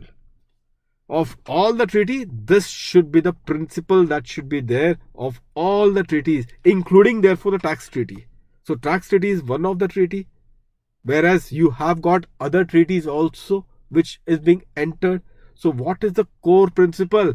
The first core principle, students, the first core principle of the Vienna Convention of the Law of Treaties is, repeat with me, the first principle is the Pacta Sunt Servanda. What it is? The Pacta Sunt Servanda. This is the game changer, students. If you are going for any interview of the international firm, then in that case, the first and the foremost they will attack. Do you know what do you mean by the Pacta Sunt Servanda? That is to say that every treaty that you enter will be binding on both the parties, and it should be implemented in good faith. It should be implemented in good faith, students. This is the core principle. That you should endeavor from yourselves within that you are going to implement this treaty in good faith. Because obviously people will try to arm twist, isn't it? Many people will try to arm twist, and they will try to extract more, give less, extract more, give less. So in fact they will try to like for example, they know that here the treaty is not properly worded, so let me exploit this particular treaty to my advantage because of the proper wordings, because of the lack of proper wordings. So therefore let me try to exploit it to my advantage. Are you, students, doing this now in good faith? No, you are now arm twisting. Don't do this arm twisting, because students, it reduces your credibility. And therefore what happens? Tomorrow the other particular foreign government knows that although you enter with the agreement, but you are known for arm twisting. This is what China has done. Why many countries are skeptical to China? Because they enter into a treaty but they don't implement in good faith. That is what the Chinese treaties are all about, and we therefore have some sort of a discomfort. Unless we don't have any other option internationally, then only we shake hands with China. And that is what we have seen, the fall of many countries internationally because of the treaty that they enter with China. So they in fact don't go with this principle of Pacta Sunt Servanda. China have got their own treaties, their own principles, doesn't it? Which is above every principle. I think even to that extent, US can be considered to be not doing proper justice of good faith. Anyway, that is something which is not up for discussion, but nevertheless. Non-retroactivity of treaty, students, all of you are aware. No, Sunny, it is SUNT. Non-retroactivity, students, if the treaty is entered into 1990, will it be considered to be retrospective from 1947? Answer is no. Treaty should always be prospective unless it is made retrospective. Treaty, students, will always be prospective. Any treaty, not only the tax treaty. Now when it comes to Vienna Convention, please don't use the word taxation, double taxation avoidance agreement, because Vienna Convention is applicable for all the treaties. So any treaty which is entered will be having a prospective effect, not a retrospective effect, unless it is specifically provided for. Territorial scope, obviously the territory in which it will be applicable. Generally it will cover the entire particular territory of that particular country where the application would be felt, unless the two parties are carving out any of the treaty, any of the territory in which the treaty will not apply. Like for us, like we have got J&K, where as per our constitution itself, we have to check at the parliamentary legislation whether it could be applied in the J&K or not. So therefore the treaty otherwise will have the application absolutely to the territory of the respective country, unless they have carved out any of a particular territory in this case. So in this context, students, this is what it is. Now the next one, students. In this regard, general rule. Which is general rule? Golden interpretation. General rule, students. Ordinary meaning. The golden interpretation is what? Go for the objective interpretation, ordinary meaning. And what is the second one? Is the intention, the subjective interpretation. So to interpret any treaty, Vienna Convention says, go as per the two rules. Which is the two rules? The first two. The general rule, which is the objective, the golden rule, which is the objective interpretation. Take the ordinary meaning of the term. And what is the second one? The subjective interpretation, which is go with the intention of the parties who wants to enter into the treaty. So that is a golden rule that they have mentioned. Supplementary means. Now sometimes supplementary means also can be considered for the purpose of interpreting any treaties which the two countries have entered into. What does this supplementary mean, students? Please understand this. See, before entering into a treaty, you all know the secretary of the two countries, like foreign secretary in India, the foreign secretary of that country. These people do a lot of round of talks. Like for example, important, this Rafale agreement that took place, the defense agreement. That ultimately the Prime Minister or the Defense Minister would have gone and he has signed this. But do you think that that was the only thing? Before, when they entered into that treaty or the agreement and all the stuff, in fact, there was a lot of paperwork that would have been involved, both from the Indian secretaries or the foreign secretary, ambassadors and all, defense secretary and their particular people. So they would have covered a lot of background material and finally they would have given the final shape to the agreement. So if some of the terms are ambiguous, they are not clear or they are obscure.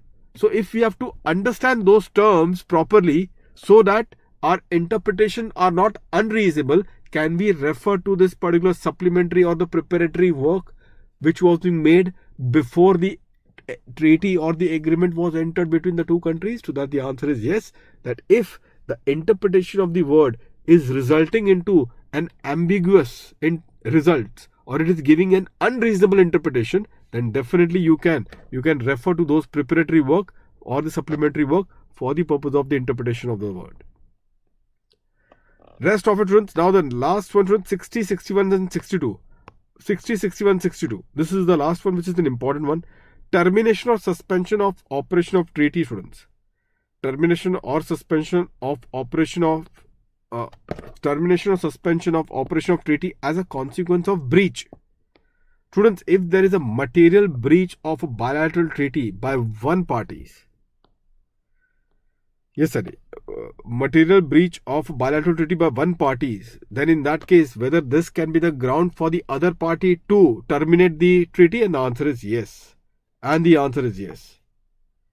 So this is the material breach. So obviously now the best example, students, is the Russia and Ukraine conflict. Do you think that all the treaties and all will be honored henceforth? The treaty which is entered between Russia and Ukraine, will it be honored in this case? Answer is definite no. There is a material breach that has taken place. So that will result into what? Result into termination of suspension or the operation of treaty as a consequence of this one.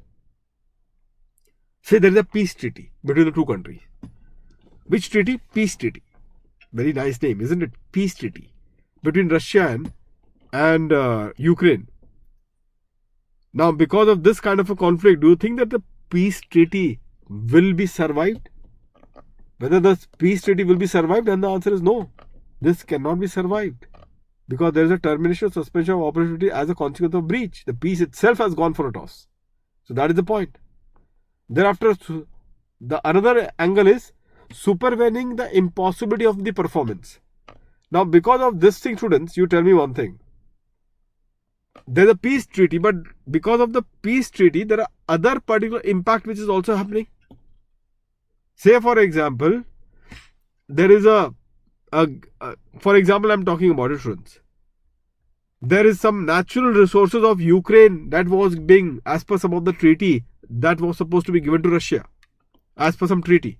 Do you think now it will survive at this point of time? Now it is impossible for Ukraine or for Russia, for example, in this case, to implement that treaty. So whether this impossibility of performance, can that be invoked as a ground for terminating or withdrawing from or suspending the operation treaty? And the answer is yes. if there's a destruction of an object in this context. Say for example, you would say that many of the bombs would have put up by Russia herein in that particular mines, resulting into destruction of the object which is indispensable for the execution of treaty, resulting into what? The destruction of that particular object resulting into which is indispensable for execution of treaty. So now, can we supply these uraniums and all? And the answer is no. So can that be the ground that can be there? Can it be considered as a ground to suspend, or may I say ground to primarily say that let the treaty be suspended? And the answer is yes, because there is a permanent disappearance or destruction of an object which was indispensable for the execution of treaty, and therefore such kind of a treaty also will die now. Such treaty also will die now because there is an impossibility of performance. Why Ukraine and Russia? Say for example, Ukraine and India. There's a treaty wherein India was looking for getting the uranium. Now between Ukraine and India, India has become a sandwich. And as it was being said earlier on the other day, that we have got the interest with both the countries. And now what is happening? Ukraine was supposed to give us the uranium. Russia has bombed those particular cases. Uranium is gone. That plant got destroyed. India is waiting for the next dispatch of uranium. Do you think Ukraine will be in a position to dispatch this particular uranium now to India? There is a permanent disappearance or there is a destruction of the object completely, primarily. So therefore, there is an impossibility of performance. Although then there is a treaty between Ukraine and India, but since there is an impossibility of the performance, therefore in that particular case, the treaty can be terminated or withdrawn. In this case, between whom? Between India and Ukraine. That treaty is gone now. That treaty is gone now. So now you can see the stakes which are involved, how much big the larger stake with this kind of a conflict. Now one thing that they are saying is that, however, the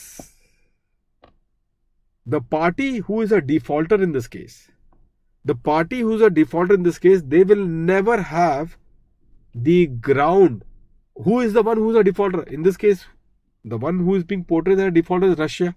So that country will never have the ground of terminating the treaty because of the impossibility of the performance. Because you are the one who are the party who is considered to be the defaulter. Who is the party who is considered to have made the breach. And that is exactly the point. And the last one, students, is about the fundamental change of the circumstances. So this is about not about any breach that has taken place. This is about what, students? The change of circumstances. Now, for example, the classic example is COVID. Now, many tourism agreements was being there. Many treaty, which is like, for example, tourism was there between many countries. Now, do you think that can survive? In this COVID, anyone who entered the treaty at that time, primarily who entered into that time, this was not foreseen by the parties. The COVID was never foreseen by the parties. Any parties have not foreseen it, and they have entered into the tourism treaty. Now, during that particular point of time, students, now you can just imagine there is a change in the circumstances which has occurred in the future, which was not foreseen by the parties who have entered into the treaty at that point of time. So they have not foreseen this particular thing. Now this has occurred. So can that be the ground of terminating and withdrawing? And the answer is yes. If what? If this constituted an essential basis of the consent. See, the tourism treaty can be terminated. But what about a treaty like? Students, what about a treaty like defense agreements? Can COVID be the basis of terminating the defense agreements between the various countries? And the answer is no. COVID is not the basis. You cannot say this is the essential basis of giving the consent that the COVID should not have been there for the purpose of a defense agreement. So therefore what they are trying to say is that if there is a change in the circumstances which was not been foreseen by the parties, then that change in the circumstances can be considered as a basis of terminating that particular as a basis of terminating that particular treaty if it was an essential basis of entering into the treaty. So therefore, in that case, I gave the example of tourism treaties. So tourism treaties, will that be gone? Answer is yes. But what about the COVID? Answer is, what about the defense treaty? Because of the COVID, will that also evaporate? Will that also get terminated? Answer is no. With this, students, your second leg of theory is over. Now, this leg of theory is as good as done, the BEPS. Students, you all are aware about the BEPS action plan. I think all of you are aware of this BEPS action plan. The last one now. This is the third and the last one. This is the simplest one. So, because we have already considered earlier also. Students, like for example, come to the first one, the BEPS action plan. What is this BEPS action plan? Because of the multinational company adopting the aggressive tax avoidance strategy, which was in respect of the cross-border transaction, because of the multinational companies was aggressively devising lot of tax avoidance strategy in a cross-border transaction, that has resulted into a huge amount of loss to the tax revenue of across all the countries. It is not only about one particular country. Across all the countries have suffered from this aggressive tax avoidance strategies which were being entered by the multinational companies in all their cross-border transactions. So therefore, the G20 was being formulated, the government of 20 countries, the powerful 20 countries, in which India was one of the most important country. So in the G20 country, they appointed OECD to come up with what are the issues which are there and which is plaguing this problem of our tax revenue because of the aggressive tax avoidance strategy. So please identify what is that aggressive tax avoidance strategy which the multinational company is adopting, which results into the loss of our tax revenues. Please identify that, point number one. And secondly, also give us a solution. How do we address this particular this kind of a nuisance? So the first one, as you students, all of you are aware, the first one and the foremost one is about the e-commerce transaction, the digital commerce activities. That is the first. The OECD in their action plan report. So this is known as the base erosion profit shifting action plan report given by the OECD. So the action plan report, the first thing that they gave was about the digital transaction or the e-commerce transaction, which results into a huge amount of loss of the tax revenue, for the main reason that we cannot identify clearly as to which is the country of source, in a digital transaction or an e-commerce transaction. So because there is an absence of a proper means to identify which will be the country in which there will be the e-commerce transaction will be considered. So therefore, which country will be considered to be the country of source in this e-commerce transaction? Therefore, this was the first particular action plan that they have given, that look, this is the problem, and the solution to do, or the way to tackle, is that not the income tax. They've given the two solutions. One solution they've given it in the income tax, and another solution they've given it outside the income tax. And outside the income tax, the solution that they've given is through the equalization levy. That you need to introduce a separate levy altogether, which is not in the nature of an income tax, so that, because if it is in the nature of income tax, then you are again grappling to decide which is the country of source and which is the country of resident, which is the fundamental pillar of an income tax law. And therefore, try to introduce a separate levy to this e-commerce transaction, and accordingly, we under our domestic law has immediately have accepted that particular recommendation, and now we have got, there are two forms of equalization levy under 165 and another is 165A, whereas in 165 the equalization levy is deducted by the payer of that consideration.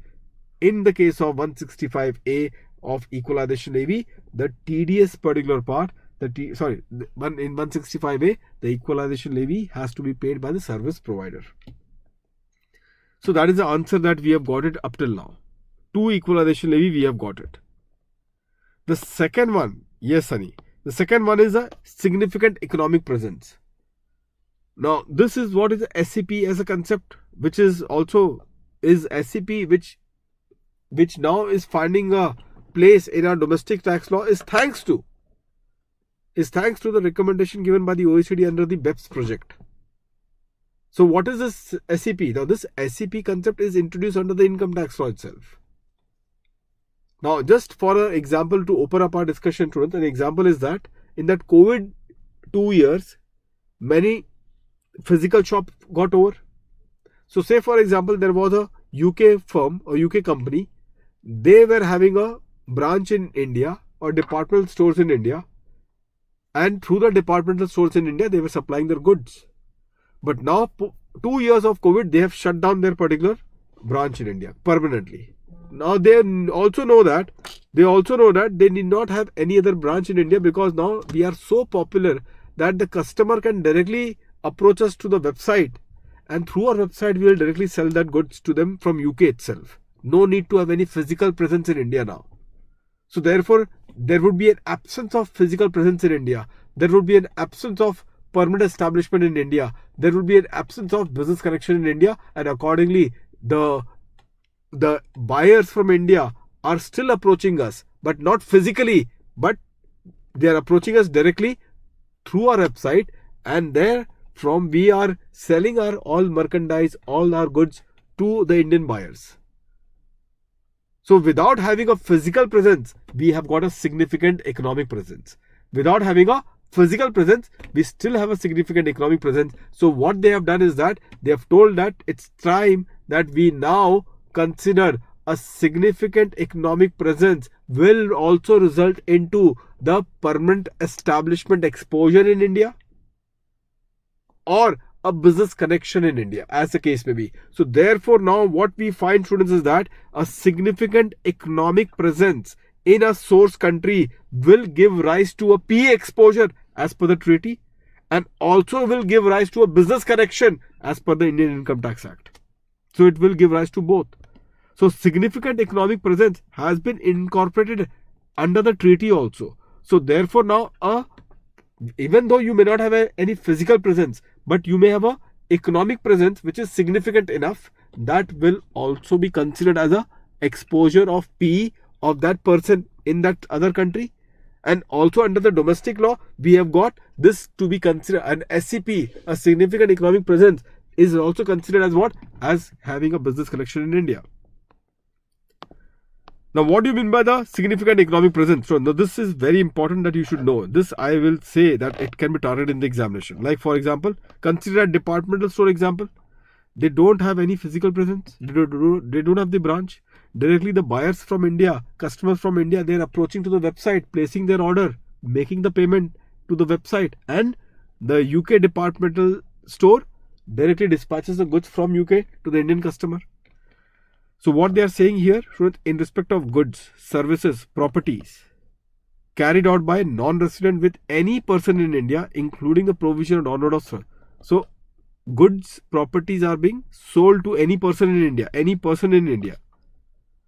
Then the aggregate of the payment arising from such transaction or transactions during the previous year. So the Indian buyers are making the payment, and the aggregate of all the payments made to that particular non-resident, if it exceed rupees 2 crores, we will say that the non-resident is having a significant economic presence in India.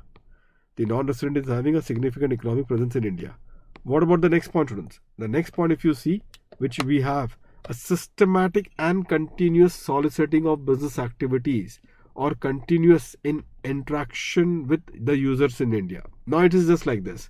Say for example, a foreign company have devised an app, and everyone has downloaded the app. From India, the people they don't have any physical presence. They have got the app. From India, the total number of people who have downloaded that app is more than 3 lakhs. Is at least 3 lakhs. The total number of people who have downloaded the app is 3 lakhs. So if you have got a significant number of users, primarily, and now through the app, they are soliciting. See, understand one thing. They are soliciting what? The business activities. Or they are interacting with the users in India. Because now in the app they will give a lot of advertisements and all about the product so that they will get knowledge about this one. So therefore, if you have got the number of users which is 3 lakhs or above, which is in India, so accordingly even this will give rise to a significant economic presence resulting into this one.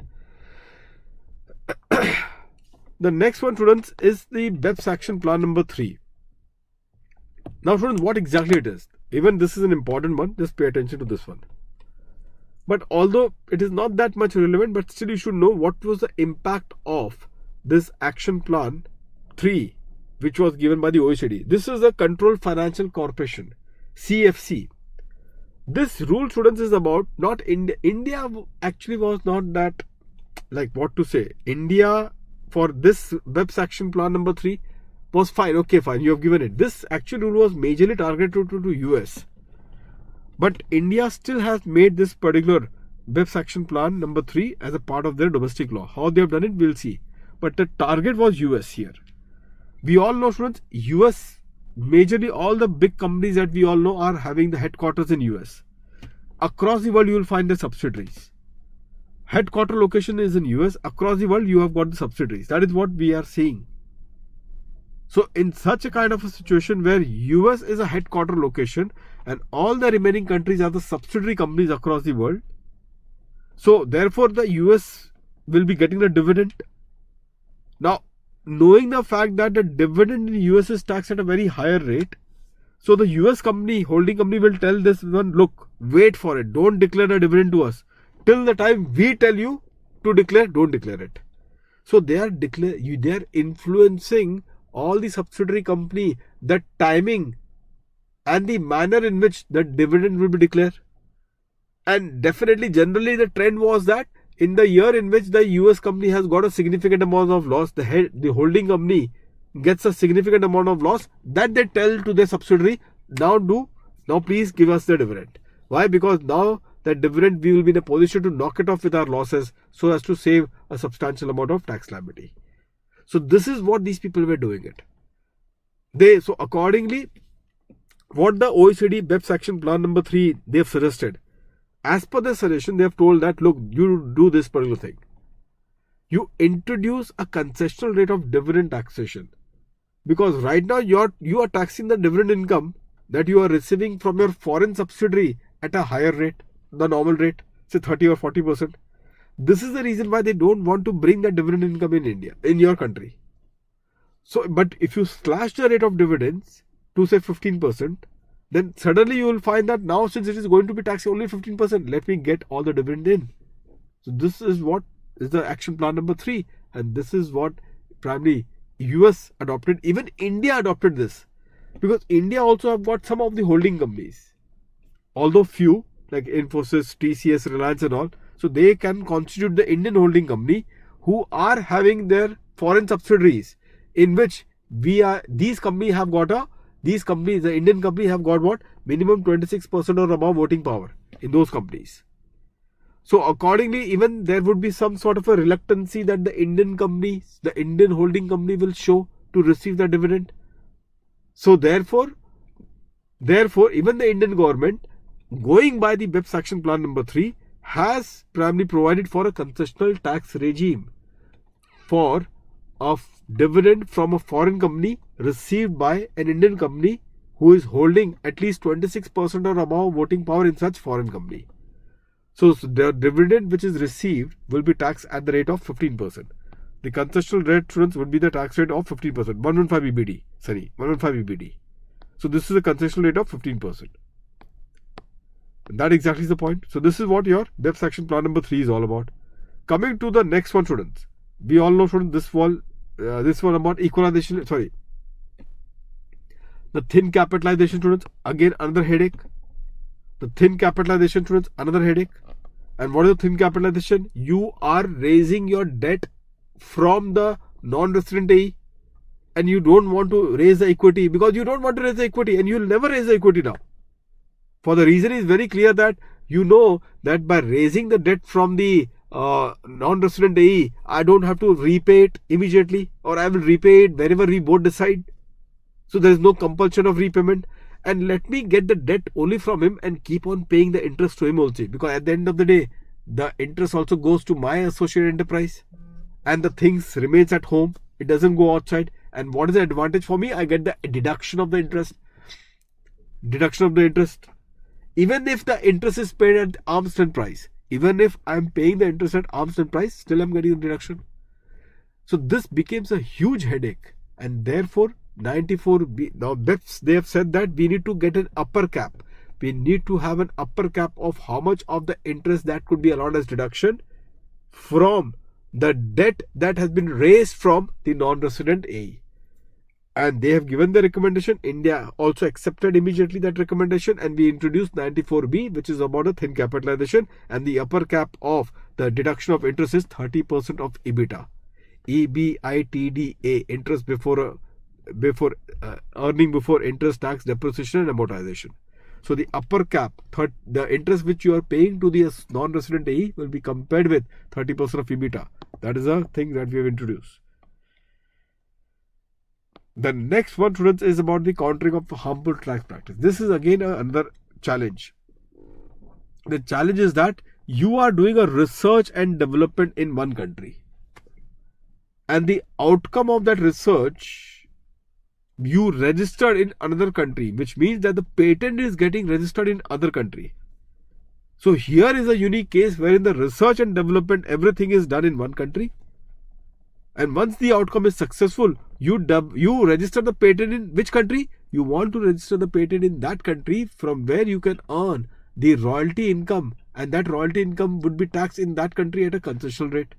So you want to make this country as of the ownership of the patent of that research that you did in another country. You are making the ownership at that country where the tax rate is lower.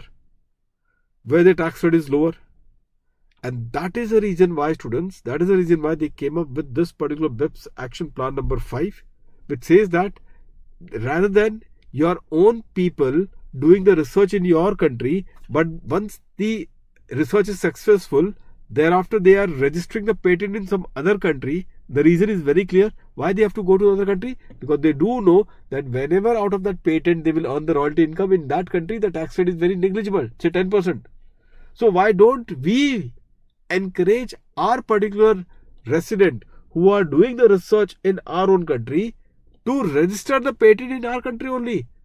What is that incentive that we have to give it to them to register that patent? The incentive that we have to give it to them would be, let the tax rate come to the same rate which the other country is giving the rate. And the other country, the target country in this case, students, was Ireland. Here the target country was Ireland, which I do know very clearly. So the tax rate which was given by Ireland on this patent income was 10%. If the patent gets registered in Ireland, so whatever will be royalty income earned by the person will be taxed at the rate of 10%. So to target Ireland, that BEPS said that you people also come up with 10%. So India also, in fact, we were waiting for it, because India is also a hub of a lot of important research and development activities. So we introduced 115 BBF, encouraging our residents who are undertaking the research and development activities in India. So therefore, whatever, if the outcome becomes successful, then the royalty which is earned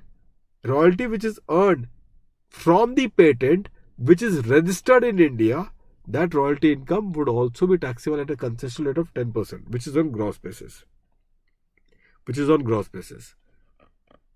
Now, how do we know that India was a country in which you have done the research? How do we know that India is a country where you have done the research? We do know that India is a country where you have done the research because 75% of that R&D activity should be in India. 75% of the R&D activity should be in India. That will tell you that the soil or the country in which the research was undertaken was India, and accordingly, if the outcome of that activity is something which get registered as a patent in India, then the income arising from royalty will be charged to tax only in India at a rate of 10%. In fact, on that front, there is no MAT also. I think all of you may be aware of it now or not. There is no MAT. In MAT also, students, when we will discuss that thing, in that case, you will know that this income is kept outside the book profit. This income is kept outside the book profit. Preventing the treaty abuse. There are two challenges, students, over here. One is that, students, the first challenge is about this kind of a treaty, which like India-Mauritius Treaty, India-Singapore Treaty. One of the biggest challenge of this treaty was that this particular treaty results into a double non-taxation. The Treaty of India-Mauritius and the Treaty of India-Singapore, in respect of capital gains, at least, students, we can say, at least on the income of capital gains. I'm talking about the position prior to the amendment that has happened. Those treaty results into a double non-taxation. Why double non-taxation? Because as per your treaty, you says that the income, the capital gains income earned by a Mauritius resident will be taxable in India. That is what you say. Sorry. The capital gains income earned by the Mauritius resident in India, that will not be taxed in India, but will be taxed in Mauritius. And in Mauritius, the tax rate is 0. So this gives rise to a double non-taxation. Now, how do we address this particular issue of double non-taxation? So the way to address this issue of double non-taxation is that let us now make this as the objective of the treaty itself. So one of the objective of the treaty should be that it is not only that the treaty is entered for the purpose of avoiding the double taxation. This is very good. The fundamental objective of entering into the treaty DTAA is what? To avoid the double taxation. But now we should also provide that the treaty that we are entering should also not result into a double non-taxation. And in this case, students, if you can recall, in the section 90, one of the very important amendment which has been made in the last year Finance Act 2020, that one of the object of the treaty would also be that it will not result into a double non-taxation. This is also that was being specified in Finance Act 2020. This was also being specified, students, in Finance Act 2020. And that is the reason why I tell to all of you students that this is also one of the very important MCQ question. They will give you 2 or 3 purpose, and one of the purpose that they will give you, that the purpose of the treaty is what? One of the purpose would be that people will think that okay, the purpose of treaty is to avoid double taxation. Nobody will give their mind to the double non-taxation part. But now, one of the purpose of entering into DTAA is also that it should ensure that by entering into such treaty, it does not result into a double non-taxation, which was the case earlier with India-Mauritius, India-Singapore. Second issue, which is also being addressed in this particular BEPS Action Plan number 6, is that now people should not do a treaty shopping. Many country or many multinational company does a treaty shopping. What do you mean by treaty shopping? They will analyze the treaty, say for example, between India and Mauritius, and they think that it is better to invest through Mauritius. And then what they do? They set up a particular small office in Mauritius. They registered that particular office in the name of a company so that they can have a bank account in that particular company. And they do what? They put up the funds in that particular company by subscribing to the share capital. And accordingly, the company also gets a bank balance. And that bank balance is thereafter invested to the country of their favorable country of their source. So say for example, the country that they're targeting is India. So they are coming via Mauritius. And what is Mauritius doing? The company which is incorporated in Mauritius is merely a shell company. Shell company means it's a paper company. It's only a paper company.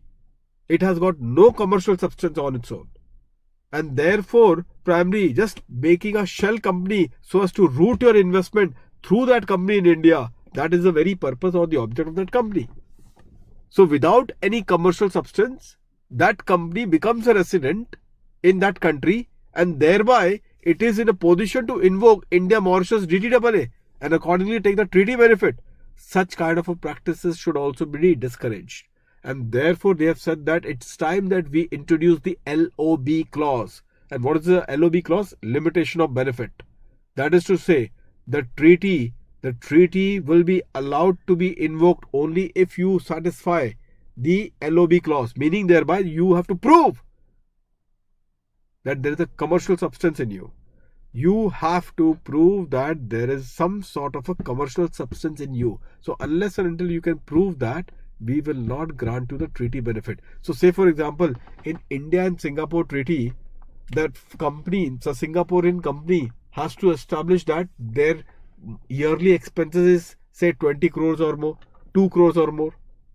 So they have to show that there is some commercial activities that is taking place in that particular company, that foreign company is doing that particular commercial activity, and say for example their yearly expenses is 2 crores or more.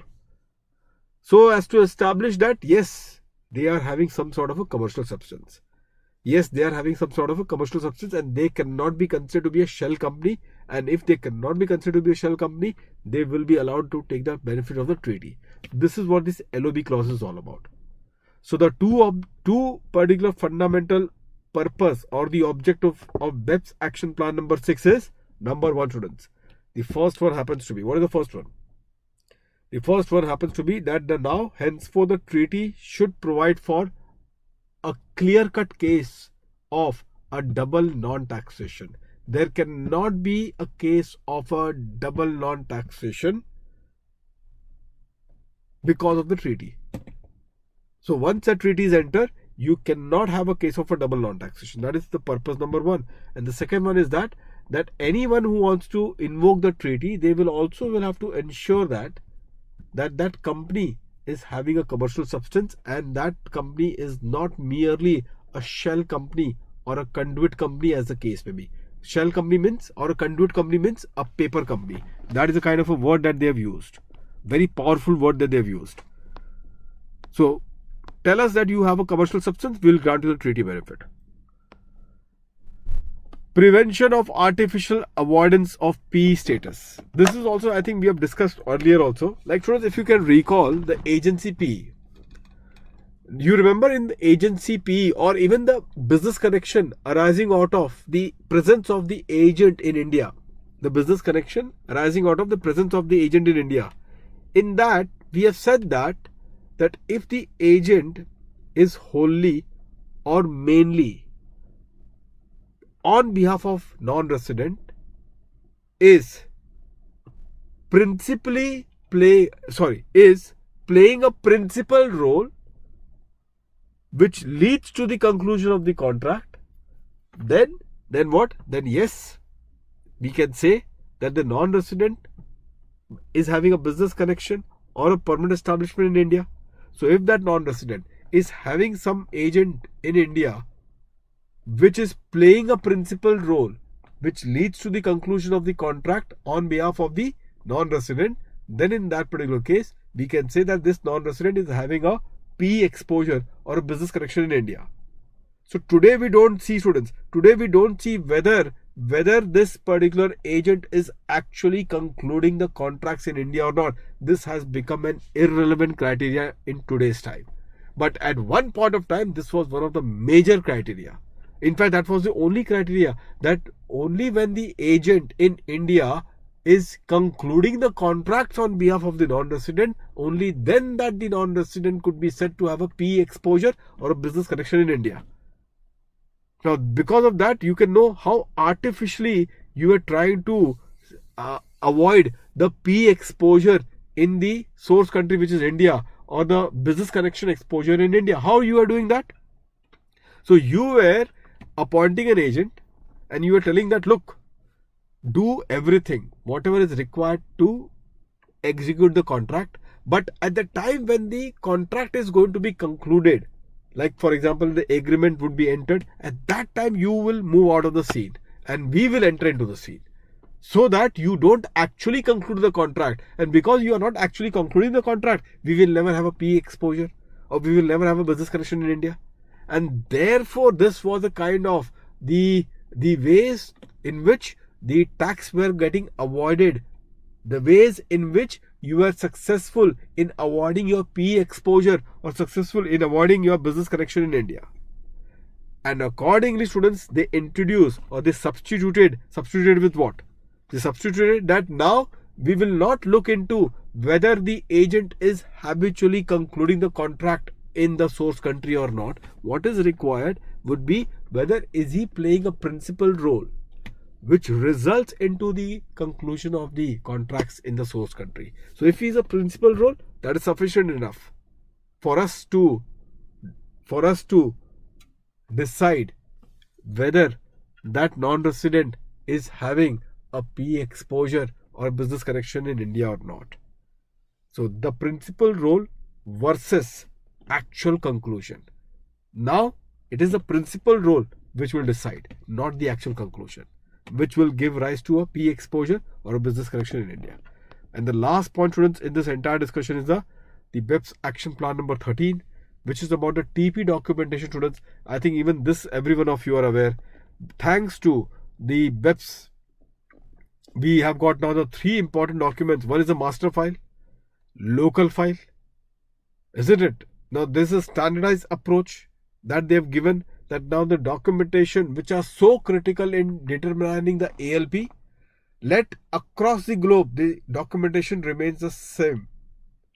So which are the 3 set of fundamental documents which every multinational enterprise should be maintaining in all the countries? The 3 set of documents are: one is the master file, which gives you the information relating to the group information regarding to a global business operation, transfer pricing policy. So that is what the master file is all about. The local file, which is a transactional detail which are being given in the local file, isn't it? So that is all about the transaction details which we get in the local file. Now these 2 files, should be careful whether it is a master file or the local file. That has to be filed with whom? With the local tax authority. So we have seen that in India, all these multinational company which has got like Coca-Cola India Private Limited, whether Coca-Cola India Private Limited, do they have to maintain the master file? Do they have to maintain the local file? And do they need to furnish it with the Indian tax authority? Yes. What about the country by country report, CBCR? Whether Coca-Cola India Private Limited, do they file the CBCR in India? And the answer is no. The country by country reporting, students, we all know it is to be filed in the tax residence jurisdiction, meaning thereby who filed CBCR? The CBCR is filed by Coca-Cola USA in USA. Coca-Cola USA in USA. And that's exactly what we are doing it. And with that, students, congratulations to all of you. You are done and dusted with the theory, which was a nightmare for all of you. So now I hope that all of you know how to revise this entire theory. Are you aware of this one? How to revise the entire theory, students? Are you aware of that? So the revision of theory, like the overview and the convention of the treaty, how you're going to go about it? 3 parts. One is the definition and the applicability. Second would be the allocation of the taxing right. And the third one would be the 3 special points. One is about the tax credit and the exemption. Second is about the case of the exchange of information. And the third one is about the map. This way you will wrap it up, this particular theory. Second one would be about the interpretation. So one is the 3 things. One is the golden rule, objective interpretation, subjective interpretation. The third one happens to be subjective interpretation, intention of the party. Isn't it? And thereafter the theological interpretation. Theological. What is theological? The aim and the object. From where you will get the aim and the object? From the preamble. Preamble. What about the subjective? Subjective is the intention. What is the golden? Golden is the ordinary meaning, the literal interpretation. And the last one was, in this case, the Contemporaneous Expositor, which was about what? The static approach. The time when the treaty was concluded, that would be the meaning that will be considered. Whereas the ambulatory approach talks about the meaning of that particular word, which is there at the time of application of the treaty. And the last one was, the next one was the Vienna Convention of the Law of Treaties. We have seen that thing. And last was a BEPS action plan. This is what it is. We are done with this one. You should target, students, half an hour maximum to revise this on the day of the examination. Maximum half an hour. Now, how do you do that? I have told you. BEPS action plan 1, 2, 3. Start revising it in 5, 10 minutes. In between. You have divided into capsules in between.